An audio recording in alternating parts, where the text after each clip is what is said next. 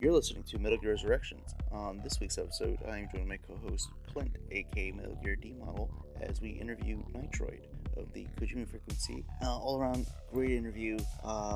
Loved hearing what Nitroid brought in this episode and the knowledge that he possesses.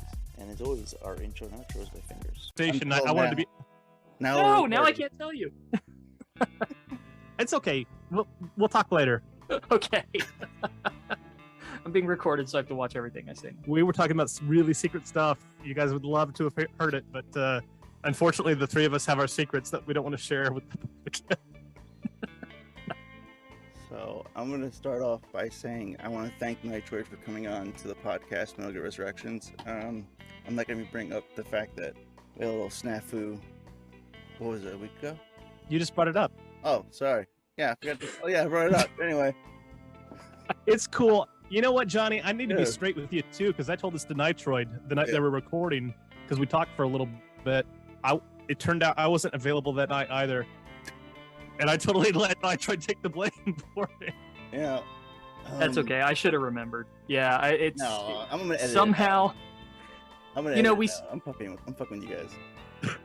It was just funny because you set a date and I was like, yeah, that's fine. And then like a week later, we were planning for the Kojima frequency, and everyone's having a sort of group conversation, and they're like, so does this date work? And Days and Apache are like, yeah, this date works. And I'm just like, huh? Yeah, sure, that's fine. I'll make it work. Not even realizing that it was the exact same night and the exact same time. I felt like a complete jackass when we got to recording. Like, I realized about an hour beforehand. I was like, oh no, can't believe I did that. It's okay, buddy. You're an honorable dude. I mean, Johnny and I are so casual about this. Like, one of us usually delays on the other one every time we plan on something. Oh, yeah, and luckily, Johnny's super sweet about it. I feel terrible at times. It's hard to plan this stuff sometimes. I would say you don't have access. It is, because the thing is, like, when I was a single bachelor, I was up for anything. People would say, hey, you want to hang out on Thursday? I go, yeah, totally. And I'd hang out with them on Thursday. But now as a husband and as a father, just sometimes unexpected things come up that were planned without me. And you have obligations to tend to. So now when I tell Johnny, oh, yeah, I'm totally free on Friday, it might not be entirely true. I would say, as the Council of Metal Gear Dads, you gotta go by the... That's true! Get your pants, This is the Council of Metal Gear Dads, isn't it? Because Apache's not a dad, right? He's not, no. And neither Fingers, I want to say? Nope, I am the only parent. All right! Me too! It's, Johnny 3. It's funny, to be a parent after obsessing for so long about a game, about passing things on to the next generation. It's hard not to think about it at times, though I try not to think about it too hard, actually try to sort of limit my kids' exposure to games and Metal Gear, because I don't want to push my interests on them too hard. Like, I know the things that I'm into that I get a little too overzealous about, and I don't want to inform them past a point on what I think is good and bad, and I want them to develop their own tastes and things. So, funny enough, they don't really care about Metal Gear in the slightest.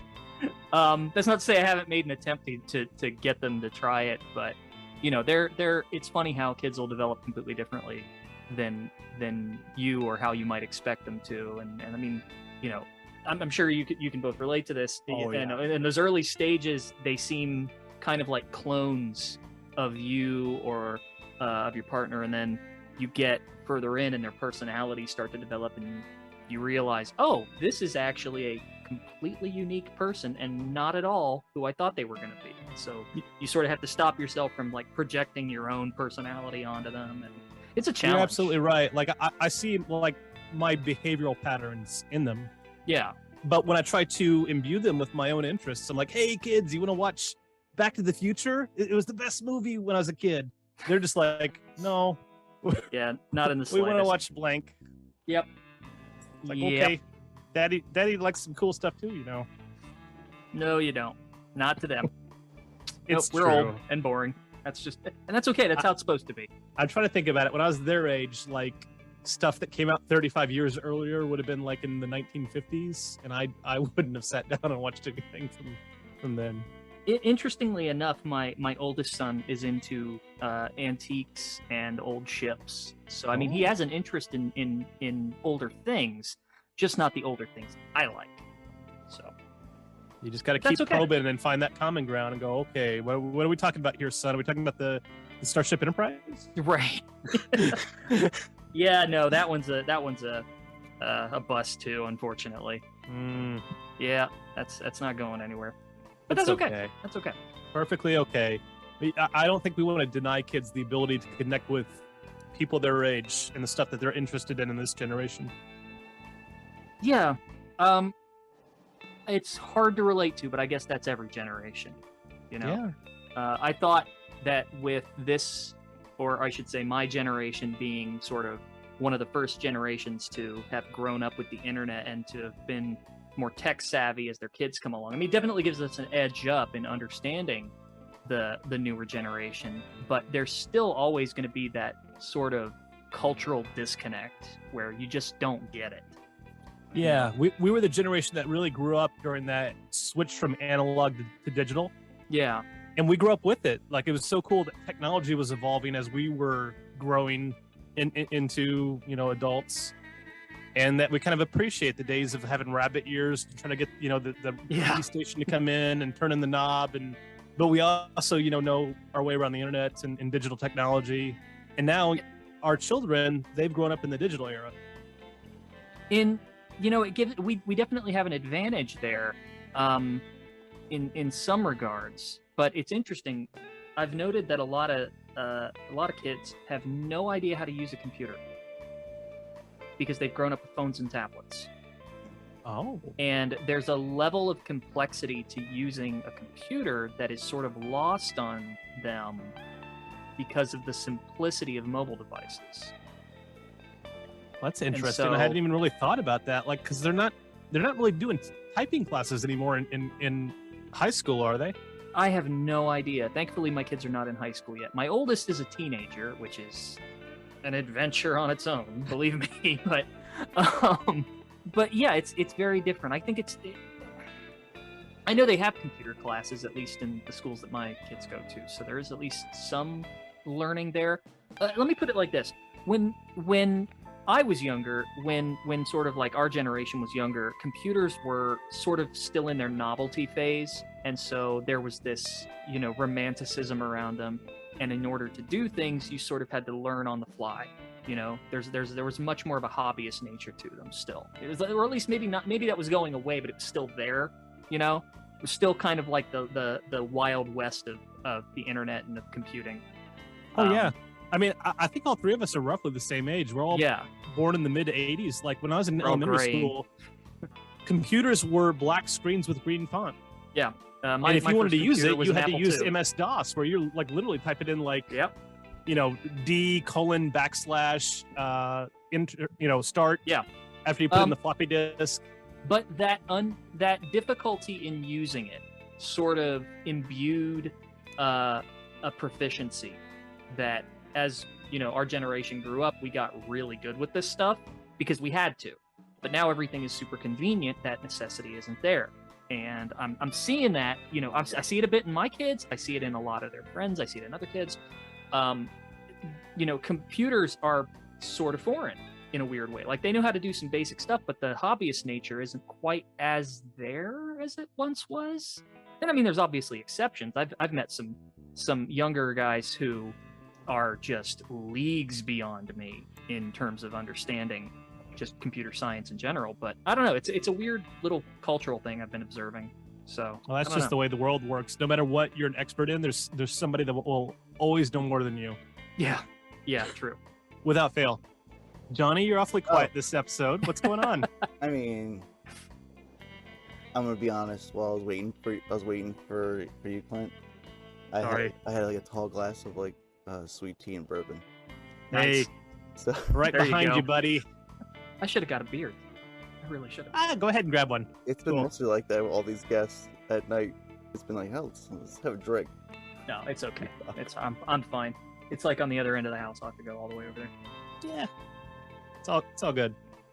I like to ask Nitroid. I know I've heard from like recent interviews. I've even gone way back listening to you on Metal Gear Mondays.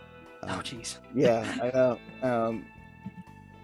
And you know, it's probably been like you've already said, like you know how you got started with the series, but like just a quick run back of how you got started with Metal Gear. So I remember it was not so much as a gift, but almost a find from your dad. Yeah, well, that's what he says, you know. Yeah. And I still haven't gone and talked to him about this, and I need to do that. But God, the story probably, you know, changes slightly every time I tell it because it's been so long ago that I have to sort of think hard to remember it, and I'm not sure if I'm remembering the events or I'm just like repeating the memory that I've built over time. You know what I mean? Like memories can be fuzzy, and it's hard to tell what you've kind of constructed in your mind versus what's actually true. But to sometimes if you just catch the flavor of the truth, it's yeah, yeah. So to the best of my recollection, I was about 3 or 4, and I would have had to have been, it would have been about 3 or 4. And I grew up, with, you know, my parents were split up, so I only saw my dad occasionally, lived with my mom. And one time my dad brought me a gift, and it was a copy of Metal Gear on NES, and he said he found it out by his, I think it was a truck he was driving at the time, after he was leaving work, and he picked it up and seemed like it didn't belong to anybody, so he brought it to me saying, I know you like this kind of stuff. And so, you know, if you take that at face value, it's sort of almost like a divine intervention that I got into this, you know, how little he knew. But, you know, in hindsight, it was probably just him trying to get his son something that he knew he liked without seeming too sentimental about it. And, you know, one of these days I'll talk to him about it. But that got me into that, and I fell in love with that game, you know, just almost immediately. And then years later, word of you know, Metal Gear Solid coming out was starting to drop, and you would see, you know, previews in magazines and things like that. And so the internet, we managed to actually have an internet connection in our home, and I started looking where I could and found some of the early Metal Gear communities and got access to a lot of things and a lot of people that sort of caught me up to date on like what was going on. And hey, here are some things that we didn't get in the US. Here's, you know, facts that you might not have known. There was this whole other game, et cetera, et cetera. And then, you know, Metal Gear Solid ends up coming out. It's amazing, and that's sort of just set me on the path permanently. I love that story. I mean, to me, like it's like your introduction to Metal Gear is kind of like how Solid Snake himself obtains things. He starts the mission off, he has nothing. And it's just him walking among like vehicles that he's like finding equipment. You know, he's finding a radio transmitter, he's finding a gas mask, he's finding rations. So the fact that your father just found like the cartridge like laying next to his vehicle. If that is what happens, yeah. But I mean, you know, in the early days of the internet, when it came to learning about anything, really, there was a lot of scavenging because you couldn't just go to Wikipedia. There wasn't really a Google. I mean, I do miss that a little bit. Like you had to, like before the internet, like you had to actually, there was a discovery process. Right. Couldn't just go like, well, this is my favorite filmmaker. I'm gonna type in IMDb and see every movie he ever directed and when they came out. Like you had to actually like learn that information and kind of obtain it like as you went along in life. Yeah. And I remember we had a book. I mean, you know, we're old enough to remember what it was like to get the white pages and the yellow pages, to get the phone book on your front porch, right? Mm-hmm. There was like, we had an internet phone book that was just this 2-inch thick book, nothing but URLs. And like, just like America Online links and URLs to different pages, and it was all sorted for different topics, and it was just crazy. And so I got that, and I would just go through page by page looking for anything that sounded interesting, whether it was like game related or not, and was just like, this is the most amazing tool I've ever seen. Like, what is out there? How does this work? And just like eventually that led me into like video game circles and communities there. And through that, I was able to find people talking about like, hey, we've got a Metal Gear community over here, and that sort of led me down the road. Man, that is so fun. Cool. Miss those days, man. It was fun. I remember the first time I accessed the internet. It must have been like 1997, and I didn't know what I was doing. Like I remember, like in the search engine, whatever search engine we were using back then, maybe it was AOL. Like I was typing in the search the websites I wanted to go to. So I was typing in search like www. Completely in the wrong place, not where the URL goes, where the search of what you're looking for goes, and vice versa. I was like going up where you would type the web address, and I was typing in the thing I wanted to find more information about. I remember it just being a horribly confusing first experience for me. I mean, AOL sort of had the right idea early on with like type in the keyword for this specific thing, and they were sort of like a proto Google in a lot of ways. Oh yeah, AOL it's hard to. It's like Amazon now. The way Amazon is like everything. Those first years of the internet, like it just felt like, well, AOL is the king and it'll never go away. Well, I think one of the things that definitely didn't help it were the hour restrictions and just the sheer cost of being on it initially. Wasn't it something like 50 cents a minute or something ridiculous like that at the time? I can't remember, but you may have been on the internet earlier than me, because by the time I got on the internet, I don't remember that happening. Like I was getting on in like 1997 at the earliest. So AOL was almost an intranet initially, where I'm not sure if it had gosh, this has been so long, so I'm not sure if you actually had World Wide Web access or not, or if it was strictly AOL's sort of ecosystem. I really don't remember it that well, so it's don't me on it a lot of this, but I do remember that if you wanted to get on AOL, you had to pay so many cents per minute to use it. It was like making a long distance phone call that you would dial into, and that does make sense. I mean, I remember that era where it was like, never dial a 1-800 number. Yeah. The phone bill will be $17 and we'll kill you. Exactly. Yeah. And that's what this was. So like, they would send out these discs where, hey, if you make an account, you'll get 100 maybe 140 hours free or something like that. And that's why so many people. I do sort of remember stuff like that, where it's like get 100 hours free. But I swear that was like, I must have been accessing the internet at the tail end of that, because I never had to worry about that. Once that stopped and they had more like general purpose internet providers, AOL started to kind of, and they sort of went away. But the novelty of how simple it was to use through their system kind of stuck around, and I think that might have informed a lot of things like Google and other search engines, or I guess Yahoo would have been the earlier example. So that's sort of where your kind of online alias comes from, right? Weren't you using Nitroid as far back as the 90s? Yes, as early as 98, 99, something like that. Holy crap. Yeah. Where does it come from? What was the inspiration? I don't want to say. I don't want to say where it comes from. It's okay. I will say I heard it in one place, and no one else ever used it ever. And I think now I've used it long enough that I can lay claim to it, but maybe not. I don't know. That's for the lawyers to decide, I suppose. I don't blame you, buddy. I have things like that. I remember. Maybe I shouldn't use the phrase here. Somebody might steal it from me. But remember, you guys must have played Super C growing up, right? The sequel to Contra? I never really got into Contra growing up, believe it or not. Interesting. Nitroid, I'm finding out all kinds of facts about you. Johnny, you must have played Contra growing up, right? Yeah, I did, but not the Super C you were talking about. I didn't play that one. Holy crap. Well, anyway, there was like a villain, or like a mini boss fight halfway through level 3. You get past the jungle, but then there's like a earthquake stage. Once you get past the jungle, there's like a robot spider you have to fight. And I looked at the instruction manual. I couldn't really pronounce the name, this fake name they came up with for it. I sort of like made my own name up for it. I called it the Bad Boy Destructoid. And even though it's a completely made up name, it's got a nice ring to it. It's like it's stuck with me all these years. I'm like, I should use that for something. So I get you.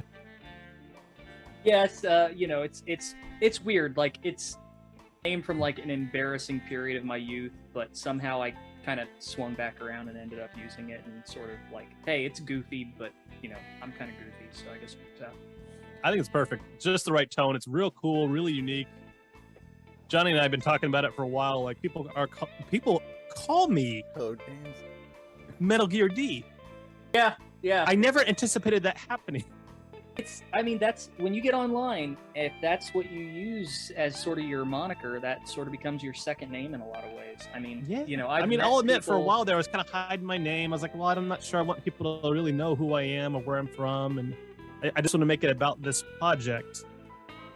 But like, yeah, people just call me Model D or Metal Gear D, and some people are like, I love what you guys are doing. It's like, guys, it's just me. Like, yeah, there's no team here.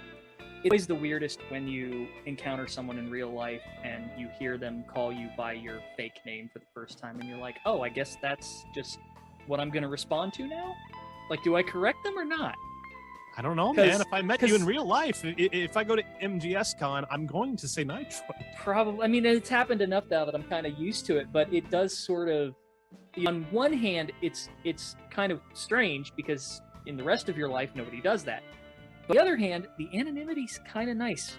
Though I don't really hide who I am that much. I don't really broadcast it either, so, whatever. But that's kind of what it is. It's not like trying to hide who you are, but like you said, it's about just not broadcasting it. Like, I've got a wife, I've got kids, we have jobs and professional careers. I don't want some future employer like typing my name into the internet and then finding all these. Yeah, that's one of my biggest fears. Always kind of careful not to push things too far. Like I'll be opinionated about certain things, but not others. Just be like, I've got to watch out for them and not necessarily myself. Yeah, keep that in mind, listeners. Just pay attention to what you're writing on the internet, because there's like a permanent record of that. Are you doing it under your full name, and are you behaving in a way that you would behave in real life? Like, I don't know. These are things I think about when I get online. If it was just me, maybe I'd behave a little differently. But it's when you've got a family to take care of, it's not just you. Everything you do reflects on them. Yeah, I agree. Johnny, what about you? If I meet you in real life, what should I call you? I mean, Johnny's not my real name. My real name is actually Christopher. What? Full of surprises, Johnny. Start calling you Johnny Doe because I don't know you. Oh shit. Sorry. Let me bring it back. See, Nitroid. Yeah. How did you assemble your crew for the podcast? Like, how did it all get started? Because I don't remember, to be honest. And I've listened to you guys for a while now, and it's one of those things where I've probably listened to you guys say it, and it's gotten lost over time. Well, I can't really take credit for a lot of that. So, let me give a little bit of context.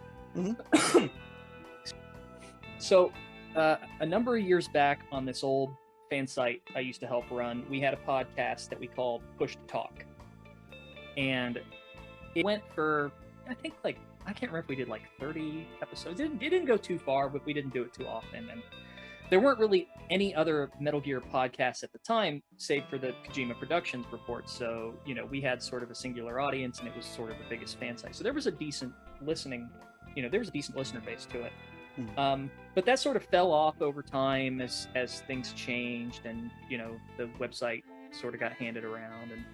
And for years, I've always kind of wanted to revisit that older stuff, that area that I used to do, whether it's sort of the fan site stuff or the archival stuff or podcast stuff. And I wanted to do a podcast for a long time or something. I didn't know exactly what, and I could never really figure out exactly what it was I wanted to do or who I wanted to do it with. And I always sort of was like, should I do that? No. Should I do that? No.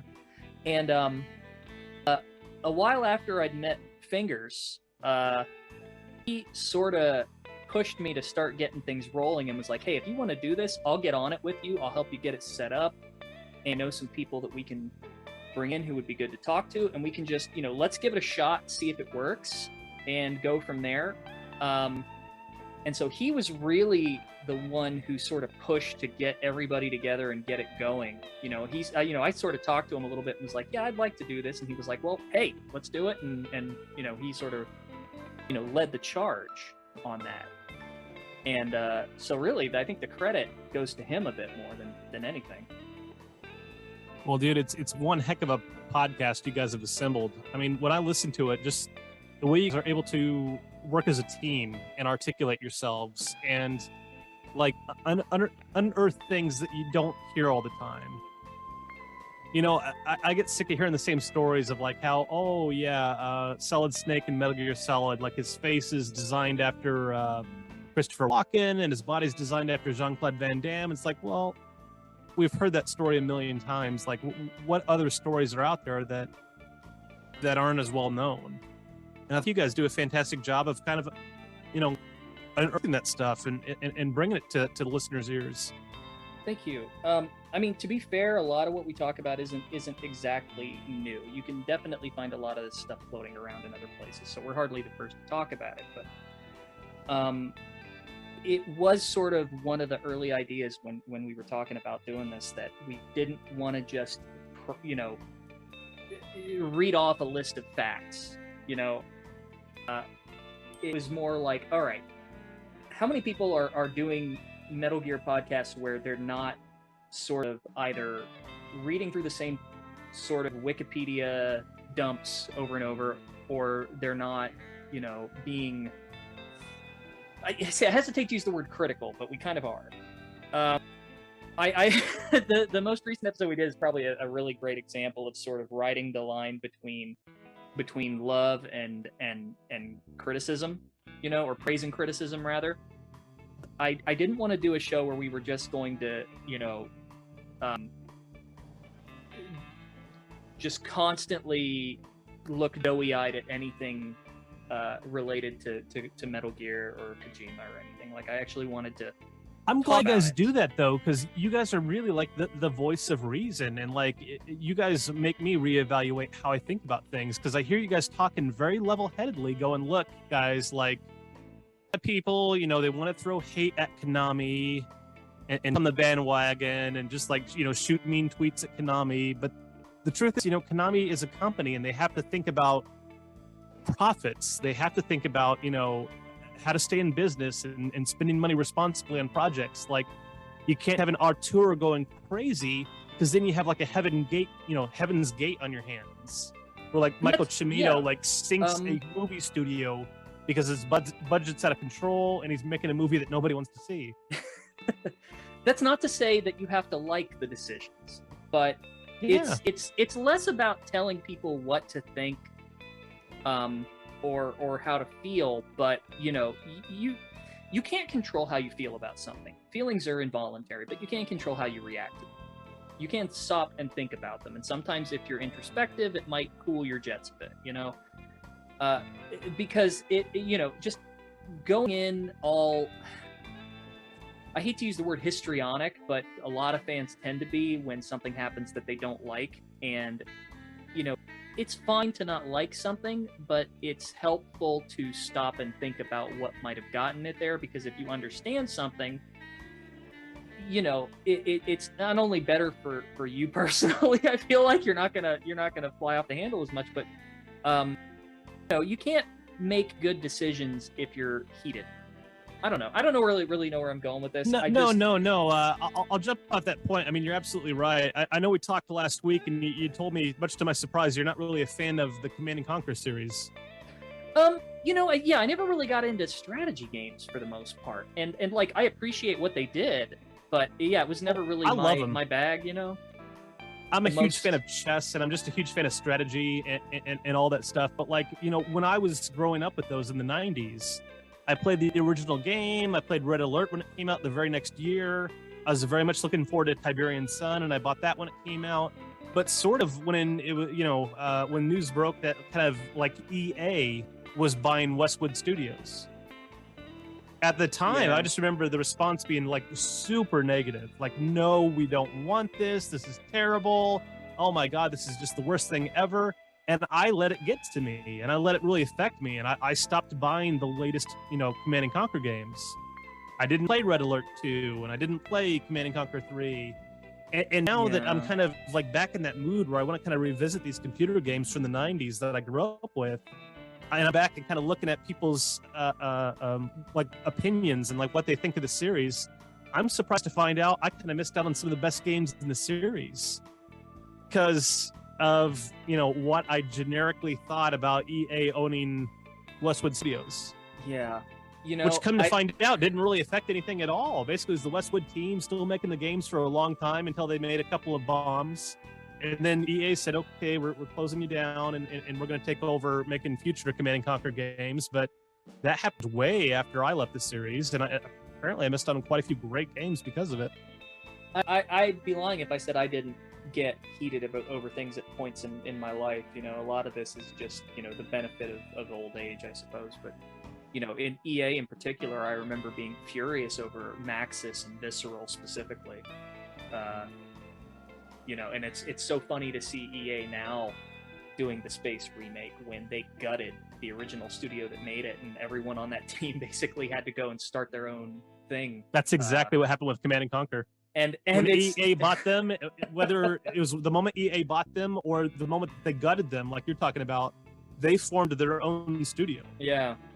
And it's so funny now that EA is like, we really care about the legacy of this classic game, Dead Space. And I'm thinking, are you kidding me? Do you but you're the reason it hasn't had a game in X many years, because you ran into the ground and micromanaged it and forced the studio to shut down. So now you're acting like this is that important. Like shut up, dude. Like shut up.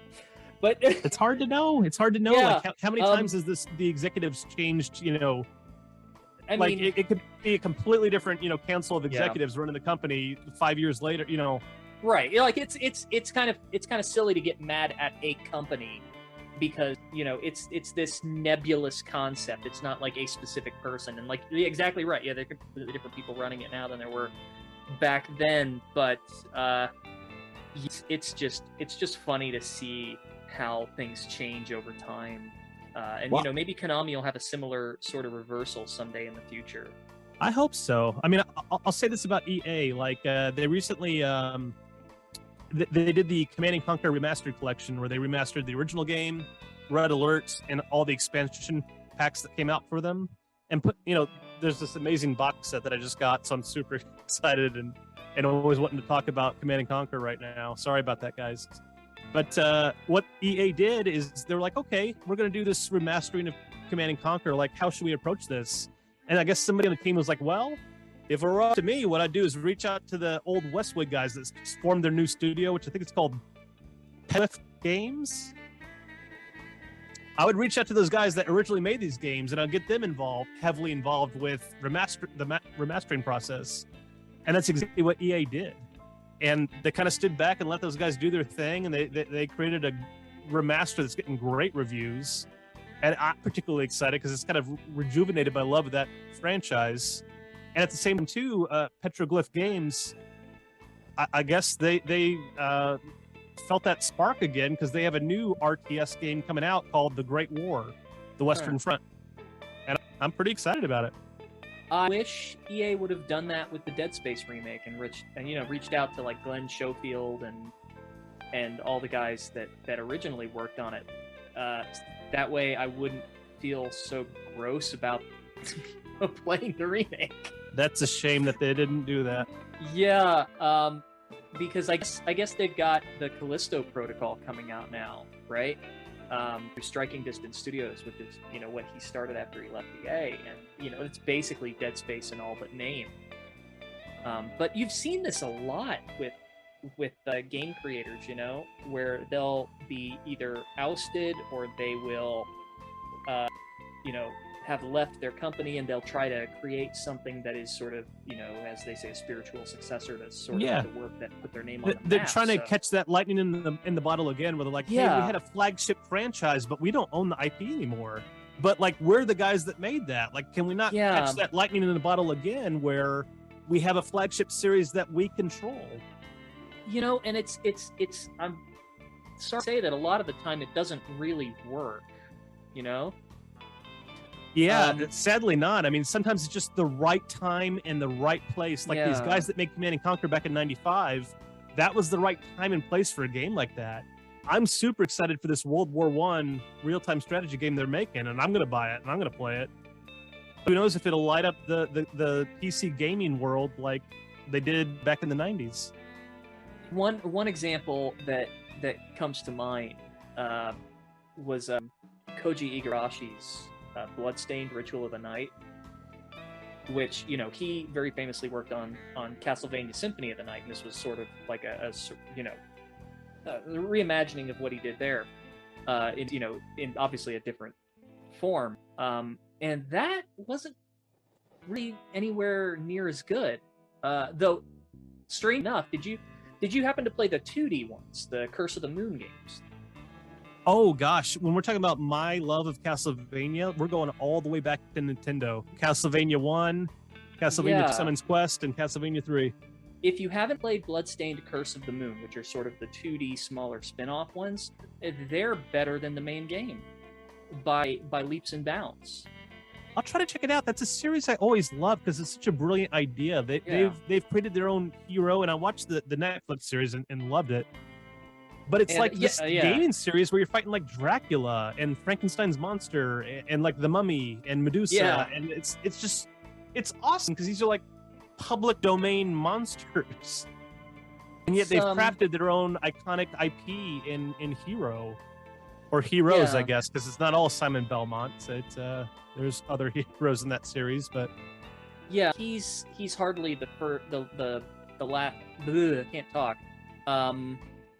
He's hardly the first person to try this, you know. I think one of the more famous examples of this sort of crashing and burning was Mighty Number 9, which was Keiji Inafune's sort of like Mega Man revival after he wasn't with Capcom anymore. And it's funny, I remember playing sort of an early build of that at E3 the last time I went. I think it was the last time I went. Yeah, it was. Yeah.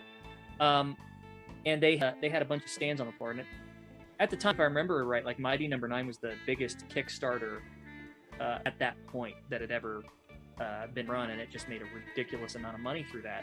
So everyone was really excited, like Keiji Inafune is going to make a new Mega Man-like. It's called Mighty Number 9. You know, it's got all these things going on, and no one had really gotten their hands on it. And then, you know, I had heard about it, and I was a little excited, and I get to E3, and they've got these booths set up where you could try it, and I play it, and in about 30 seconds, I'm thinking, oh no, this is going to crash and burn.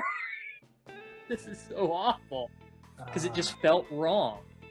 And I was just thinking, like, oh no, I hope this is just not representative of what this game is going to be, because it's just the worst feeling thing I've ever experienced.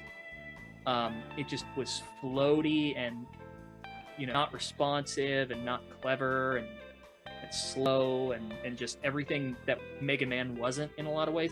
You know, in a weird way, I know a lot of people like the new Super Mario games, the new Super Mario Brothers games, but I can't stand them because they feel too slow and floaty to me.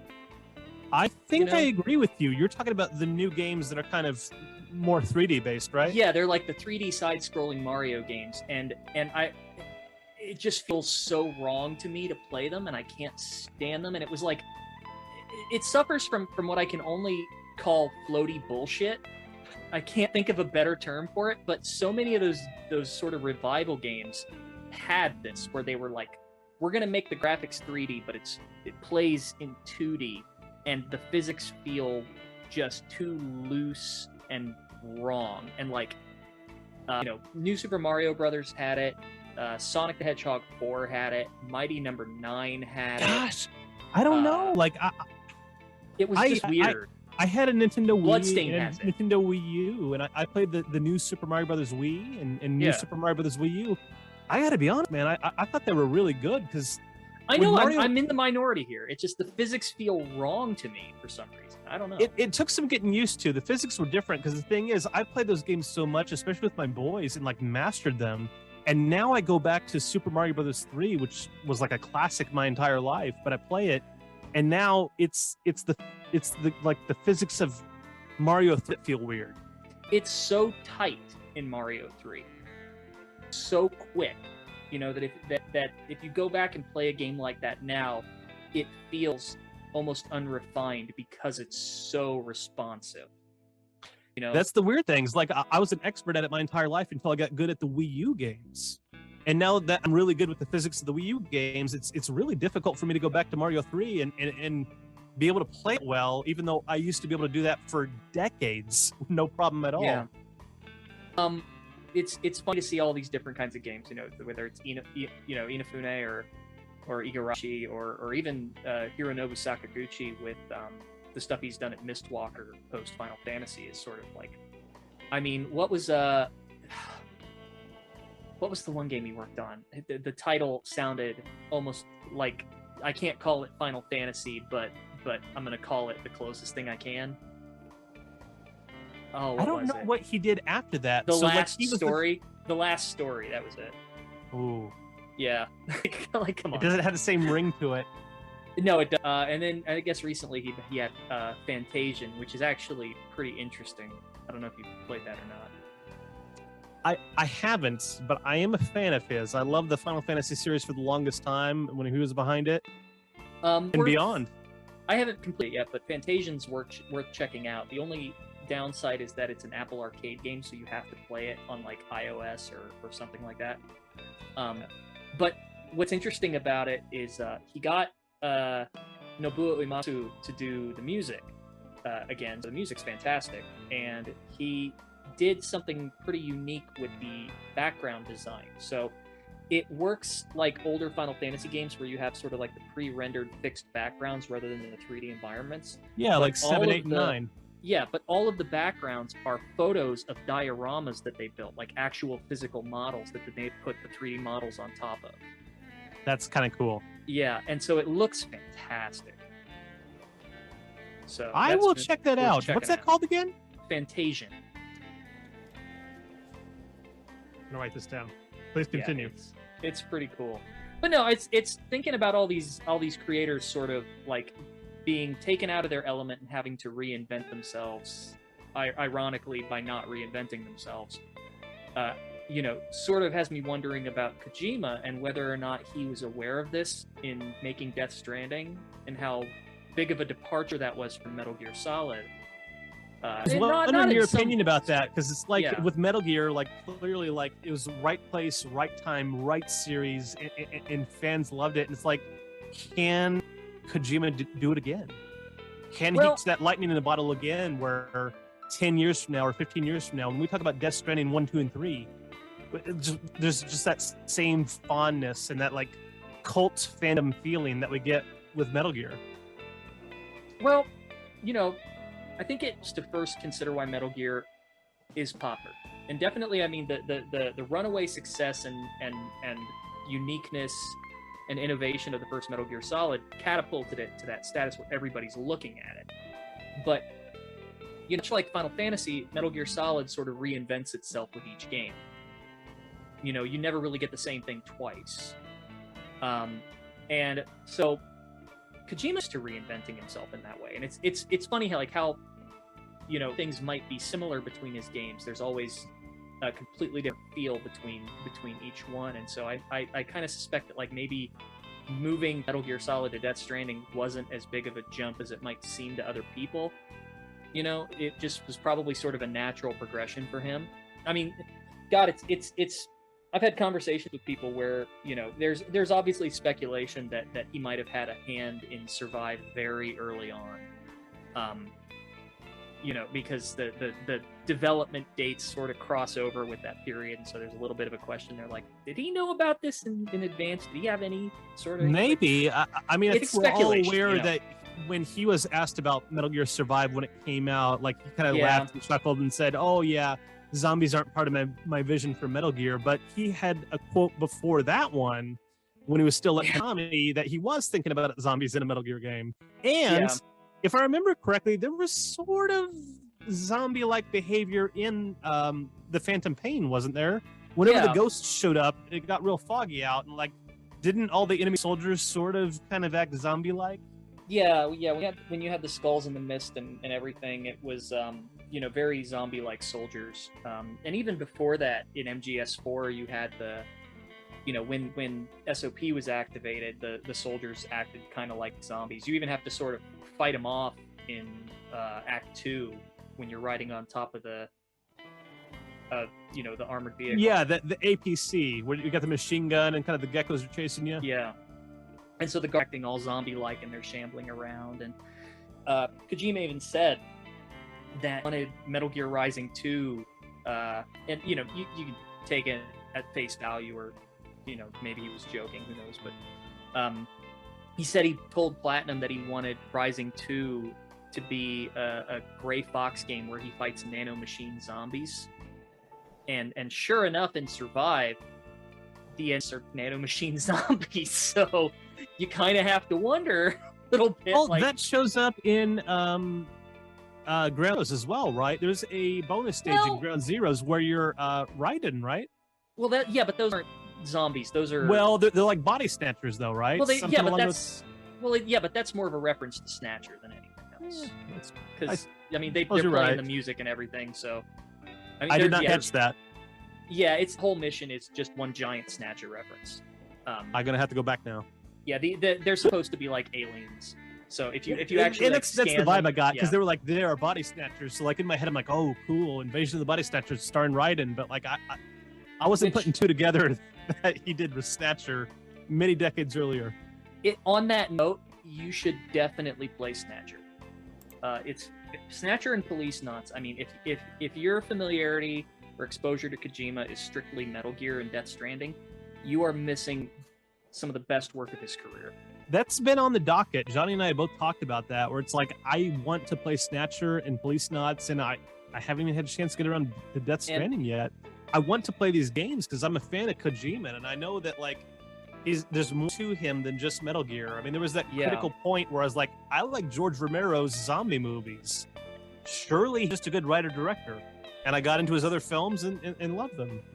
It's funny. I mean, like, there are definitely different stages of Kojima as a creative voice. So, as he gets access to more to a larger budget, as he sort of gains more experience, his team becomes bigger, he gets more creative control. You definitely see that creative voice shift in a certain direction. But if you want sort of like the raw punk Kojima that was still hanging around in like MGS 1 and 2, go play Snatcher and Police Knots, because that's about as raw as it gets. That's good advice. That's so kind of stuff totally different. I like these auteurs that I enjoy. Like, I like to see the evolution of their career. I'm really fascinated with what was their first, being a guy. I'm always, interested in what's their first movie, second movie, third movie. How is their career evolving across these movies? This is something I wanted to ask you about too. I don't want to change the topic too quickly, but I know you're a very big advocate of video game preservation. Now, when we preserve movies, the movie studio has the original camera negative, and they keep it in a film vault. And when it comes to release it on Blu-ray or on 4K, they pull out the original camera negative and they scan it at that resolution. And they have the original director and the original director of photography come in and approve the transfer and make little adjustments as necessary. And that doesn't really happen with video games. It doesn't. And I'll be honest, don't have the answer to this problem, because it's far more complicated and multifaceted than I think people give it credit for being. So look, I am one of those guys that definitely prefers to buy physical copies of games when it's an option. I don't like digital purchases that I don't have full control over, because to me that's just an extended rental. And there are definitely like stages of annoyance that I have with digital purchases. So at like lowest level of annoyance, that's going to be like good old games, GOG, right? Where they have no DRM and they try to keep things as raw as possible with only the minimum amount of fixes to make it work on modern hardware. Like, I love those guys. I will support them to the ends of the earth. Basically, you told me about them. That's the route I want to go. When I start getting back into gaming, it kind of shocked me. I'd gone on to vacation with some buddies of mine from high school, We were long out of high school and long out of college, but it was like 2010. Before we left to go on this vacation, it was going to be an 18-hour drive. I brought my laptop with me, and I'm like, you know what? I kind of want to visit this game I played when I was younger, Commandos Behind Enemy Lines. And I went to Walmart, and they had big box computer games still in 2010. I love those boxes. And I walked in there, and I bought a big box of Commandos, the complete collection. And I played in the van all the way down to the beach for 18 hours and had a blast. And I played it the 18 hours back a week later, and for whatever reason, all these moves I made, I sold that, and I sold a lot of my collection. And I'm like, I want to play that again. I was telling Johnny this story. I went into Best Buy like a couple of weeks ago, and that's where I got the Command & Conquer Complete Collection. And it got me back in that spirit where I'm like, I want to buy back these computer games. So the past couple of weeks, I've been going to Walmart. I've been going to Best Buy. I've been going to Target. And I've been looking for these big boxes, or I'm not naive, maybe a CD or a box, but I've been looking for physical copies of PC games. You're gonna have a better shot at nothing. Older, like Yeah. secondhand shops. It's gonna have to be like Disc Replay or something like that, because all these places I've gone to where I used to go to get computer games, they're not there anymore. But yeah, GOG is sort of like the best example of how to do digital distribution for games, and I think that that is probably the best, or one of the best ways to do game preservation, which I know a lot of people would prefer physical, but I'll come back around to that. Well, you articulated it beautifully last week, and you're like, look, the issue's not really about physical versus digital. Do you remember what you said? Yeah, it's about there? ownership. It's about ownership, and that's sort of where my different pet peeves for digital distribution come in. Because, if you buy something on Steam, you are still tied to Steam's infrastructure. If Steam is down and you need to re-download your game, tough. That's just not an option. You're not going to be able to transfer it to a different system. I mean, look, these organizations, these companies are gargantuan. Nobody expects Steam to go away anytime soon.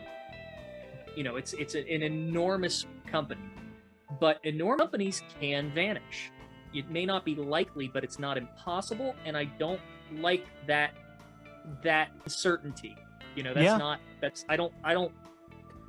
Not enough for me, and maybe that's unreasonable, but that's how I feel about it. And so with Steam, that you are quote unquote buying the game and you have access to it, provided that you have access to Steam. If you do not have access to Steam, there are limitations imposed. You do not have full control over that thing you bought.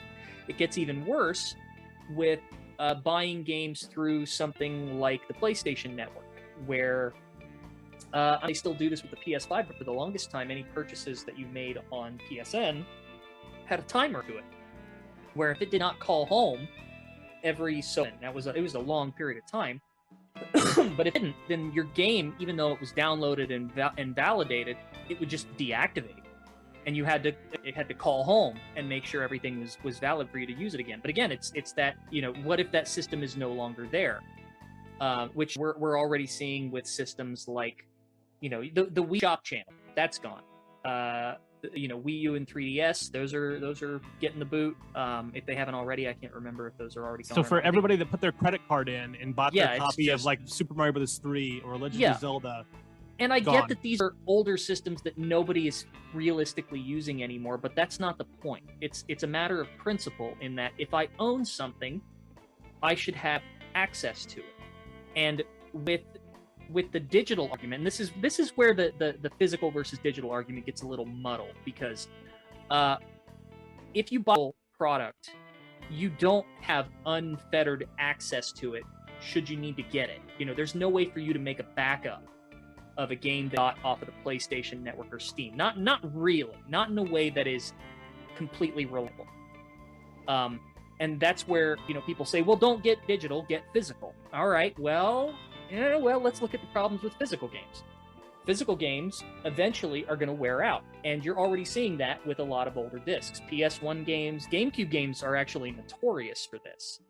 I've seen copies of Twin Snakes that have just been sitting in their boxes on shelves, nothing. I've heard of that. Yeah, that are just starting, like the foil is peeling off. So I mean, and they're disc rot, bit rot, those kind of things happen to physical products. Nobody may want to talk about it, but it is happening, and on a decent amount of in a decent amount of time, eventually they're all gonna go away. And there are like long-term digital storage solutions like MDisk that claim to do like 500 to 1,000 years for like long-term storage and all, but they're prohibitively expensive, and nobody's gonna really do stuff like that.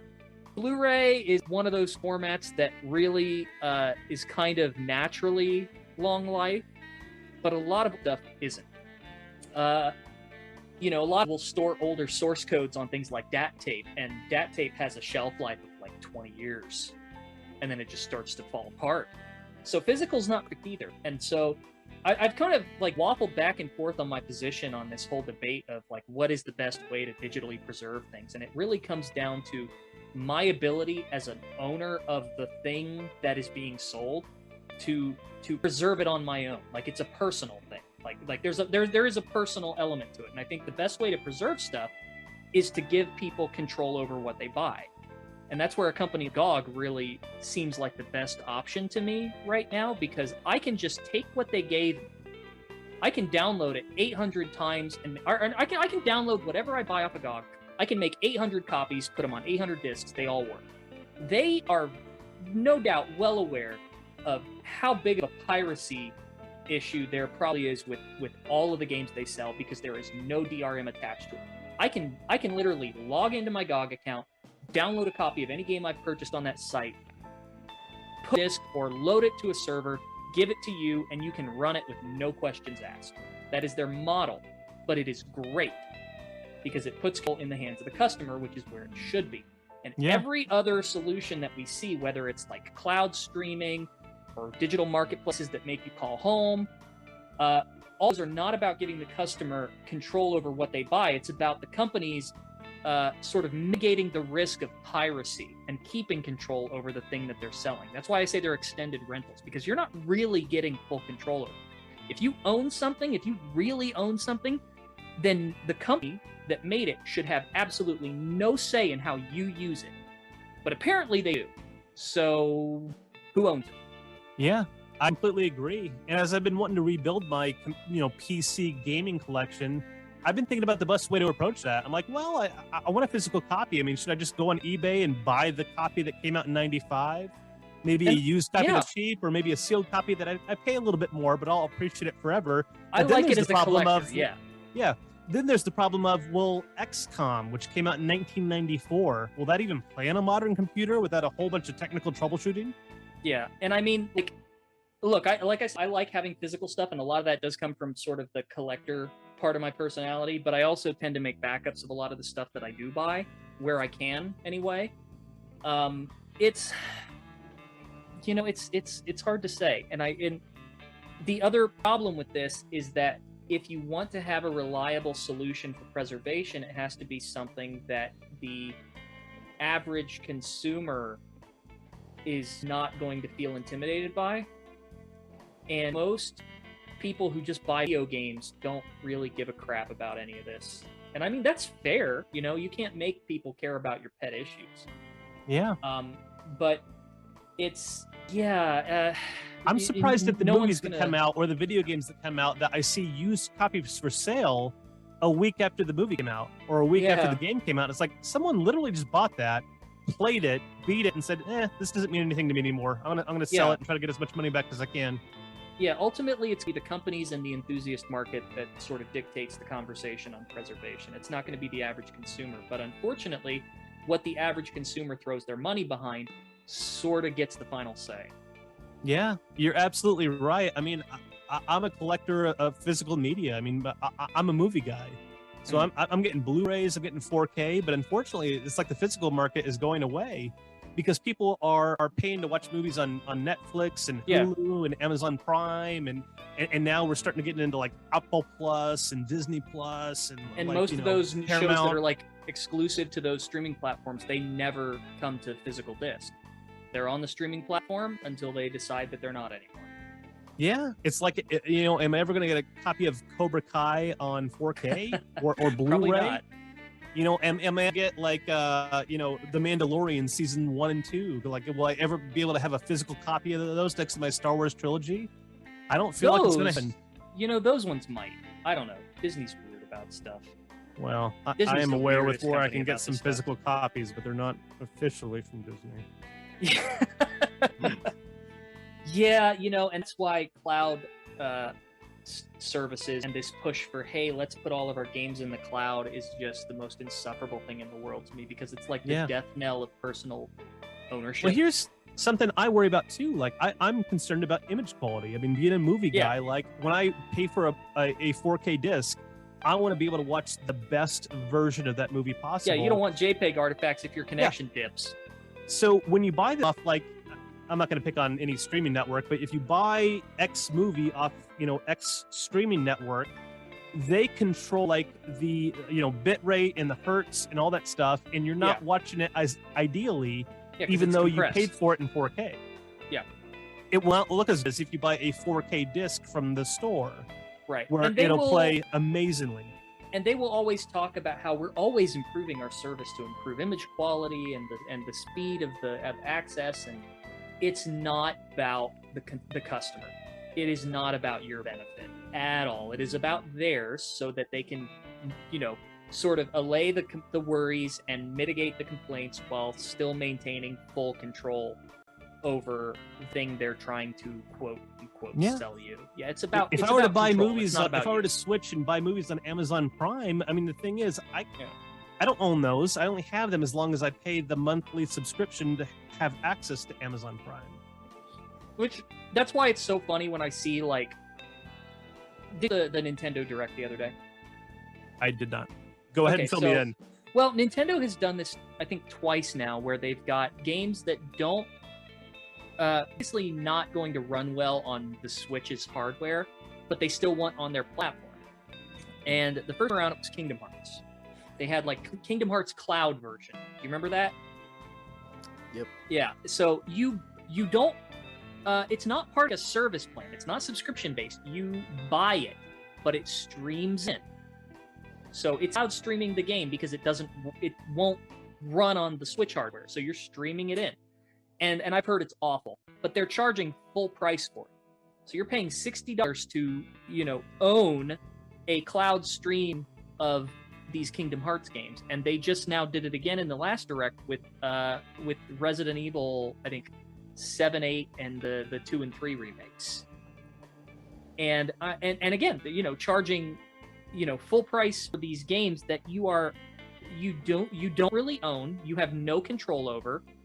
You don't even have the data on your device, so it's like 2 degrees detached from ownership. At least with a digital purchase, there is at least an argument for, well, the data is physically on your X device, whatever that is. In this case, it's not even there, but it's they can flip a switch at any point and it's, oh, sorry, we're discontinuing service.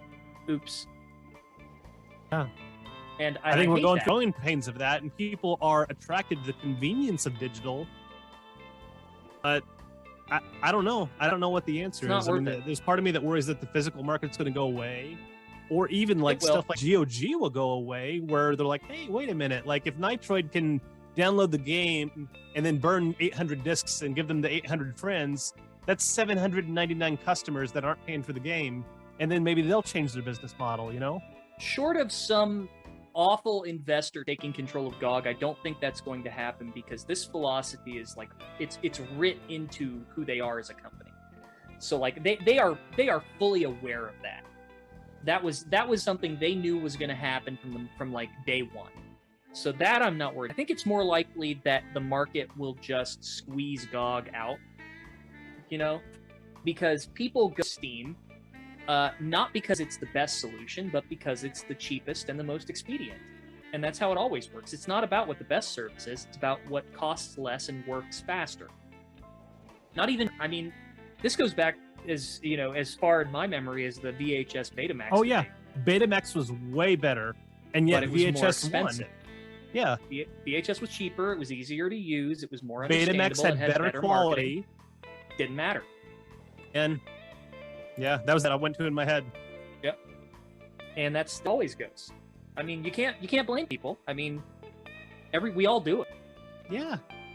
If it's $5 to get it over here or $17 to get it over there, it's like, well, am I going to do a search, or am I going to get this thing I want for like, a third of the cost? Mm-hmm. Yeah, unfortunately, it sucks not in future holds.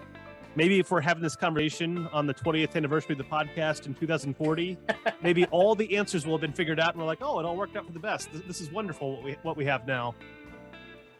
I mean, the dream is to live like in a Star Trek society where you're like, computer, I want to play orcs and humans.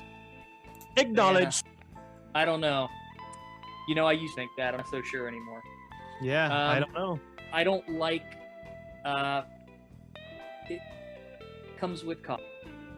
In a Star Trek computer, which, we're seeing the early stages of in home automation and things like voice assistants on phones and everything like that, it comes at the cost of privacy. So what do you value more, convenience or privacy? And I think that's a debate that's not being had enough. Yeah. Maybe we'll get to the point where when you buy a house 30 years in the future, you're buying a house that has so many terabytes of storage space. Oh man. It's if things keep going in that direction, I'm probably just going to get a cabin out in the woods in Montana or something. I'll be right with you, buddy. I'll be on the other side of the lake, but I would love to be out there. Yeah, I think I need like a technology detox. I'll have my physical copies, and I'll have my Windows 95 computer, and I'll be okay. Yeah, we need to go back. Don't mean to be like the bearer of no. These are important topics that do need to be discussed because I mean, as Metal Gear fans, if we want to circle back around to Metal Gear and Kojima, I mean, we're kind of facing these issues right now where it's like, well, okay, you can't digitally get your hands on Metal Gear Solid 2 and 3, which are like two of the best entries in the series. You can play physical copies, but like, I think the only one that's print right now is the HD collection. It's not even that, no. But it's really accessible at least. Like, I think you can get it for a reasonable price on Amazon, but even beyond that, it can only be played on the PlayStation 3, which you can only get a refurbished PlayStation 3. Well, you can't get a new one. Yeah, emulation is thankfully sort of picking up the slack there, and God bless them, the guys who work on those things. I mean, they are wizards, and emulation is really going to be the cornerstone of game preservation. It has been more than likely. That's how I first Metal Gear and Metal Gear 2 Solid Snake, and I actually prefer that way of playing it because that's the only way you can see the original character profiles in Metal Gear 2. It's with Kojima, I don't even know if he's really thinking about this subject much of sort of what I heard someone once call digital decay. Though I guess there's an element of that in Death Stranding, with sort of, tying the chiral network back together and recovering all of this lost information.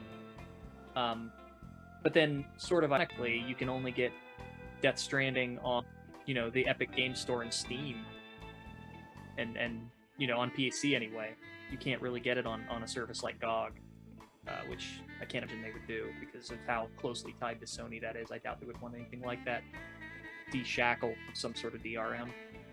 Yeah. Can you get Epic? Yeah, you can. Yeah, I remember you could get it on Epic.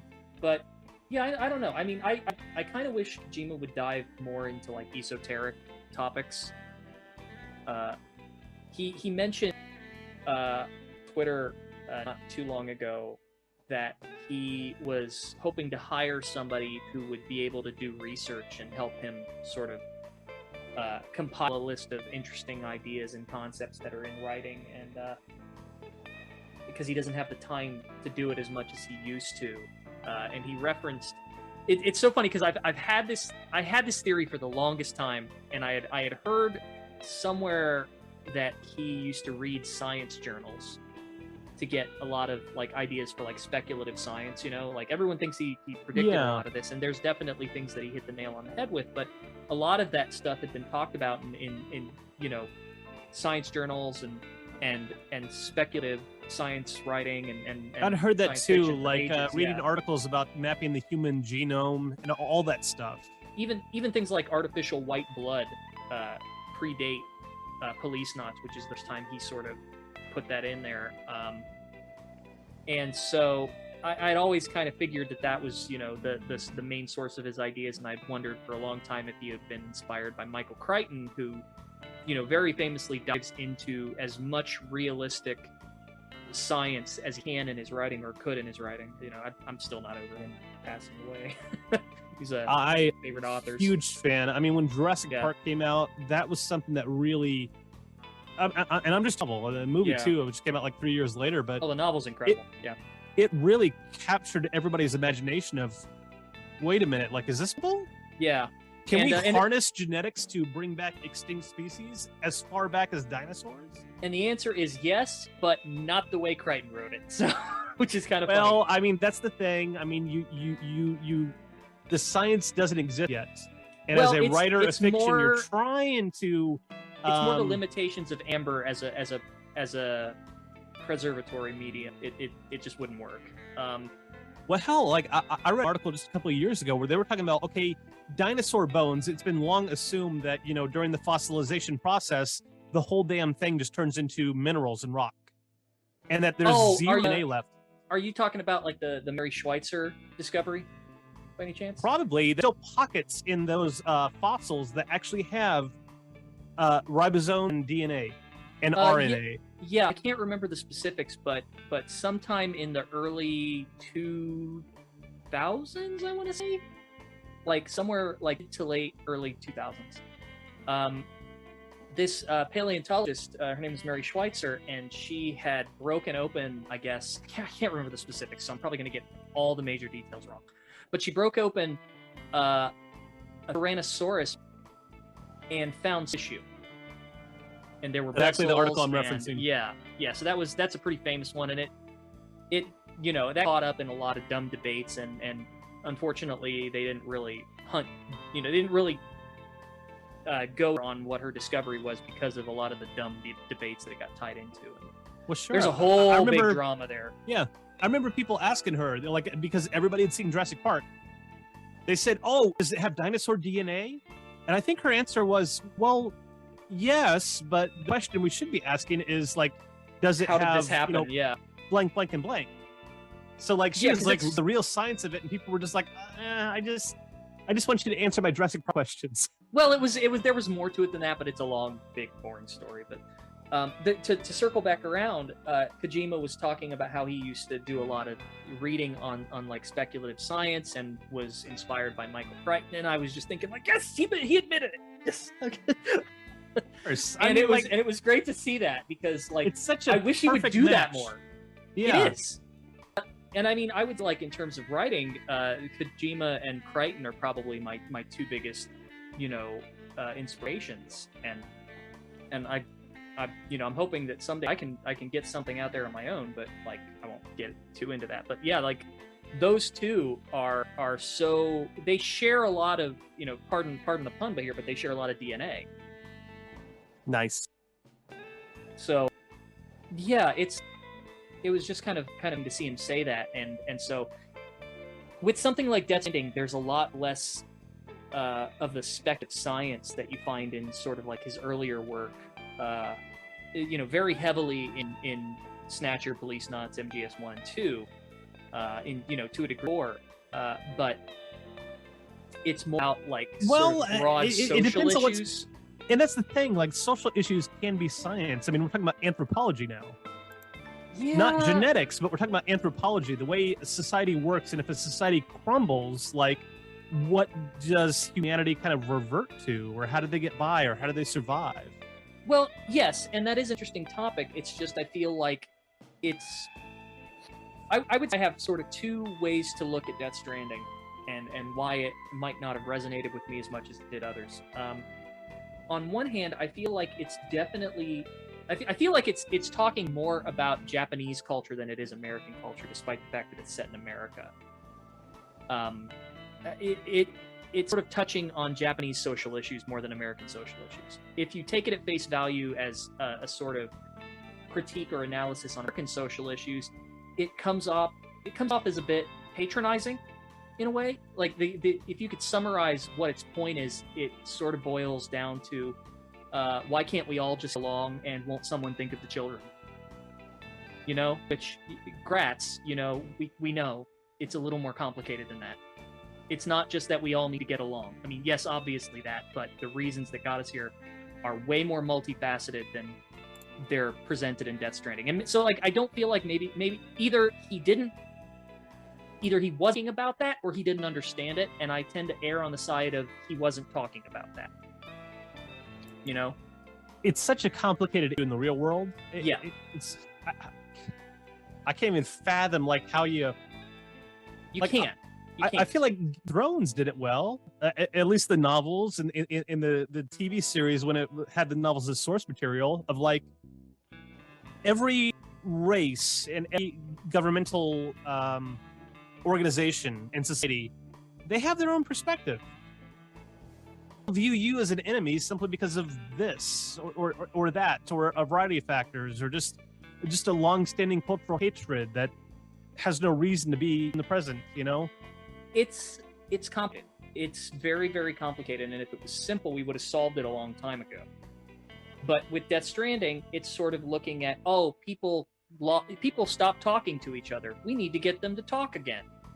And so maybe that sort of isolationism that is sort of focal point of the story in Death Stranding of sort of like breaking down those barriers and building bridges between people, that probably resonates a lot more in Japan than it does in the US, because that's not our problem.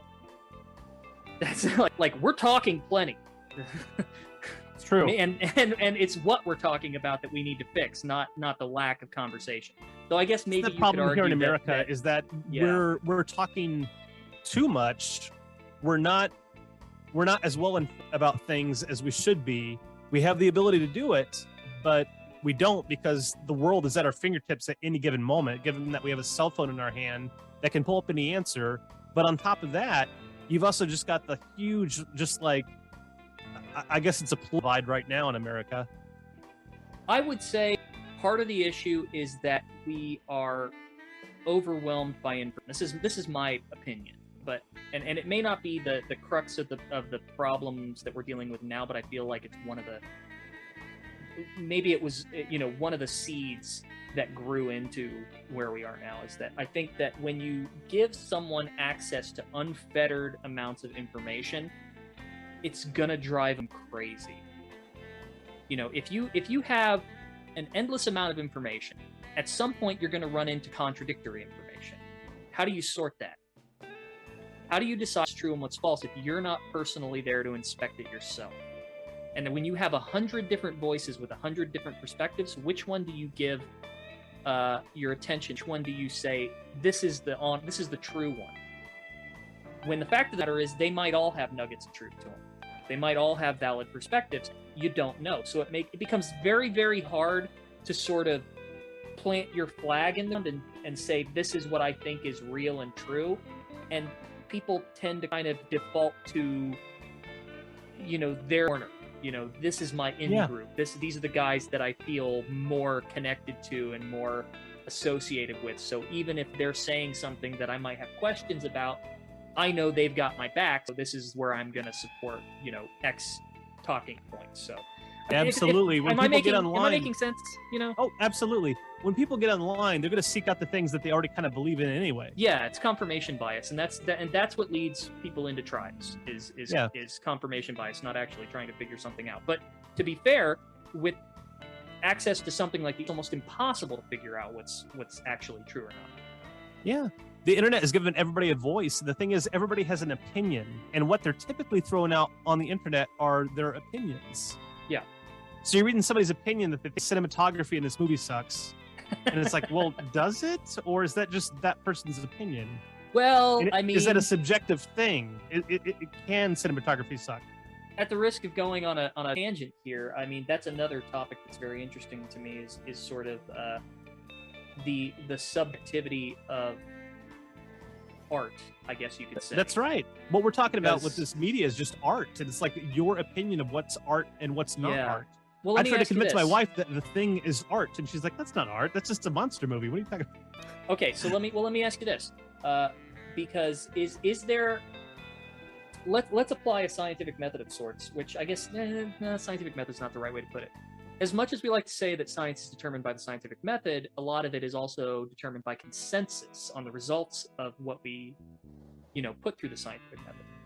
So looking at art, is it fair to say that what is good is determined by consensus?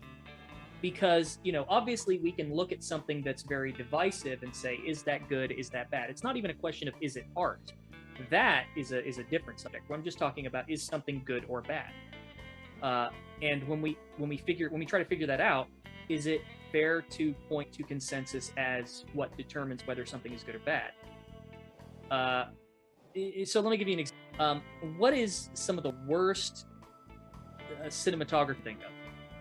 Oh gosh, Alien vs Predator Requiem. I'm thinking worse. Go worse. Go worse. Like Neil Breen movie. Like yeah. Okay. There we go. Okay, everyone would agree that Neil Breen's stuff is just laughably awful, right? Well, it's amateur. I mean, he's an amateur. I mean, we're not even talking about a professional production here. Okay, so here's my question for you then. If it's all subjective, then how can we even say it's amateur? See what I mean? Because obviously everyone agrees that what he's doing is not good, but if it's all subjective, then how do we know that? You're true, but when we're talking art, cinema being art, so like a Neil Breen film, you got different things. You've got like scripting, character development, you've got acting, you've got cinematography, you've got good chrome key replacement or bad chrome key replacement. You've got all these different categories, and it's like, okay, well, in my opinion, do well in that category? No. Did it do well in this other category? No. Did it, is the editing good? No. Is the sound editing good? No. And like, you can kind of... It's still also though. Yeah, it's still subjective. I mean, I'm not trying to get an answer out of you. I know I'm kind of putting you on a spot, and I'm running you in a circle kind of on purpose here, but like this is sort of like an interesting thing to me. So no, I don't know really where I was going. You're absolutely right. It's like when it comes to art, I don't know if I would say I'm right. No. Like obviously there are things we all agree are bad. Yeah. I'm just curious why we all agree they're bad. If there is even like a modicum of objectively good or bad to something. Like I'm curious if that is, and I don't know. You know what I mean? Like I think if about 90% of it is subjective, but there's a 1% that we can say, okay, something is objectively good or bad. And I don't know if that actually exists or not, but it's an interesting question. Society that loves to rank things like top 10 blank, top 10 sequels of all time. And it's like really be compared. What was that one Hard article they had where it was like we ranked the Final Fantasy games just to piss you off? You know what I hate about those articles too? I'll go ahead and ask you, Nitroid, because I'm sure you'll come right out with the answer. If you were going to write an article a clickbaity article like that, what typically gets ranked as second? Final Fantasy? Anything. If you read the article, I guarantee you start at 20 and work your way all the way down to number 1. But typically what happens is you click on number 2. And number 2 is generally considered to be the best game in the series. Right. So it would say get people talking. Right. Yeah. Number 2, Final Fantasy VII. Yeah. And then people are scratching heads. Wait, hang on. I thought Final Fantasy VII would clearly be number 1. You don't want me to rank the Final Fantasy games. And everybody gets pissed off. And the thing is, then you click on number 1, and then it's like the writer of the article just trying to be pretentious and putting Final Fantasy 13. Quest. Yeah, just something. Yeah, something that having a everybody said it was a hallway, but actually, they always do. Best test Star Wars movies. Guess what? Empire Strikes Back. They're gonna rank it second, so that you can click on number 1, and then they can kind of blow your mind that they put Rogue One there. At number 1. Yeah, Last Jedi. To get people angry. Yeah, no, it's I avoid those, but like if you had me rank the Final Fantasy games, I'm sure I'd make some enemies. Oh, what? I'm kind of curious now. You're not going to upset me. How do you rank them? Is it fair to say that the Final Fantasy I think is the best is different from my favorite? Yes, you have that opinion, and I do. I'm like, okay, this is my favorite movie of all time, but I acknowledge that there's better movies out there.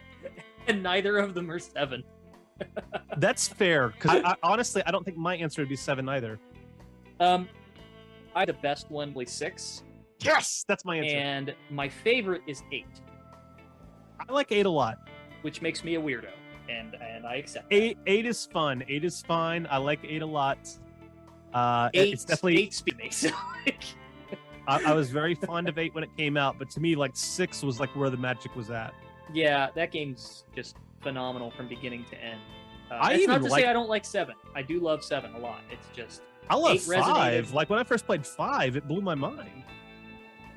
yeah, it's like I think there's one that'll always resonate with people the most, and 8 resonated with me personally, but from a craftsmanship angle, it was like 6 was so well made that I can't really find a flaw in it.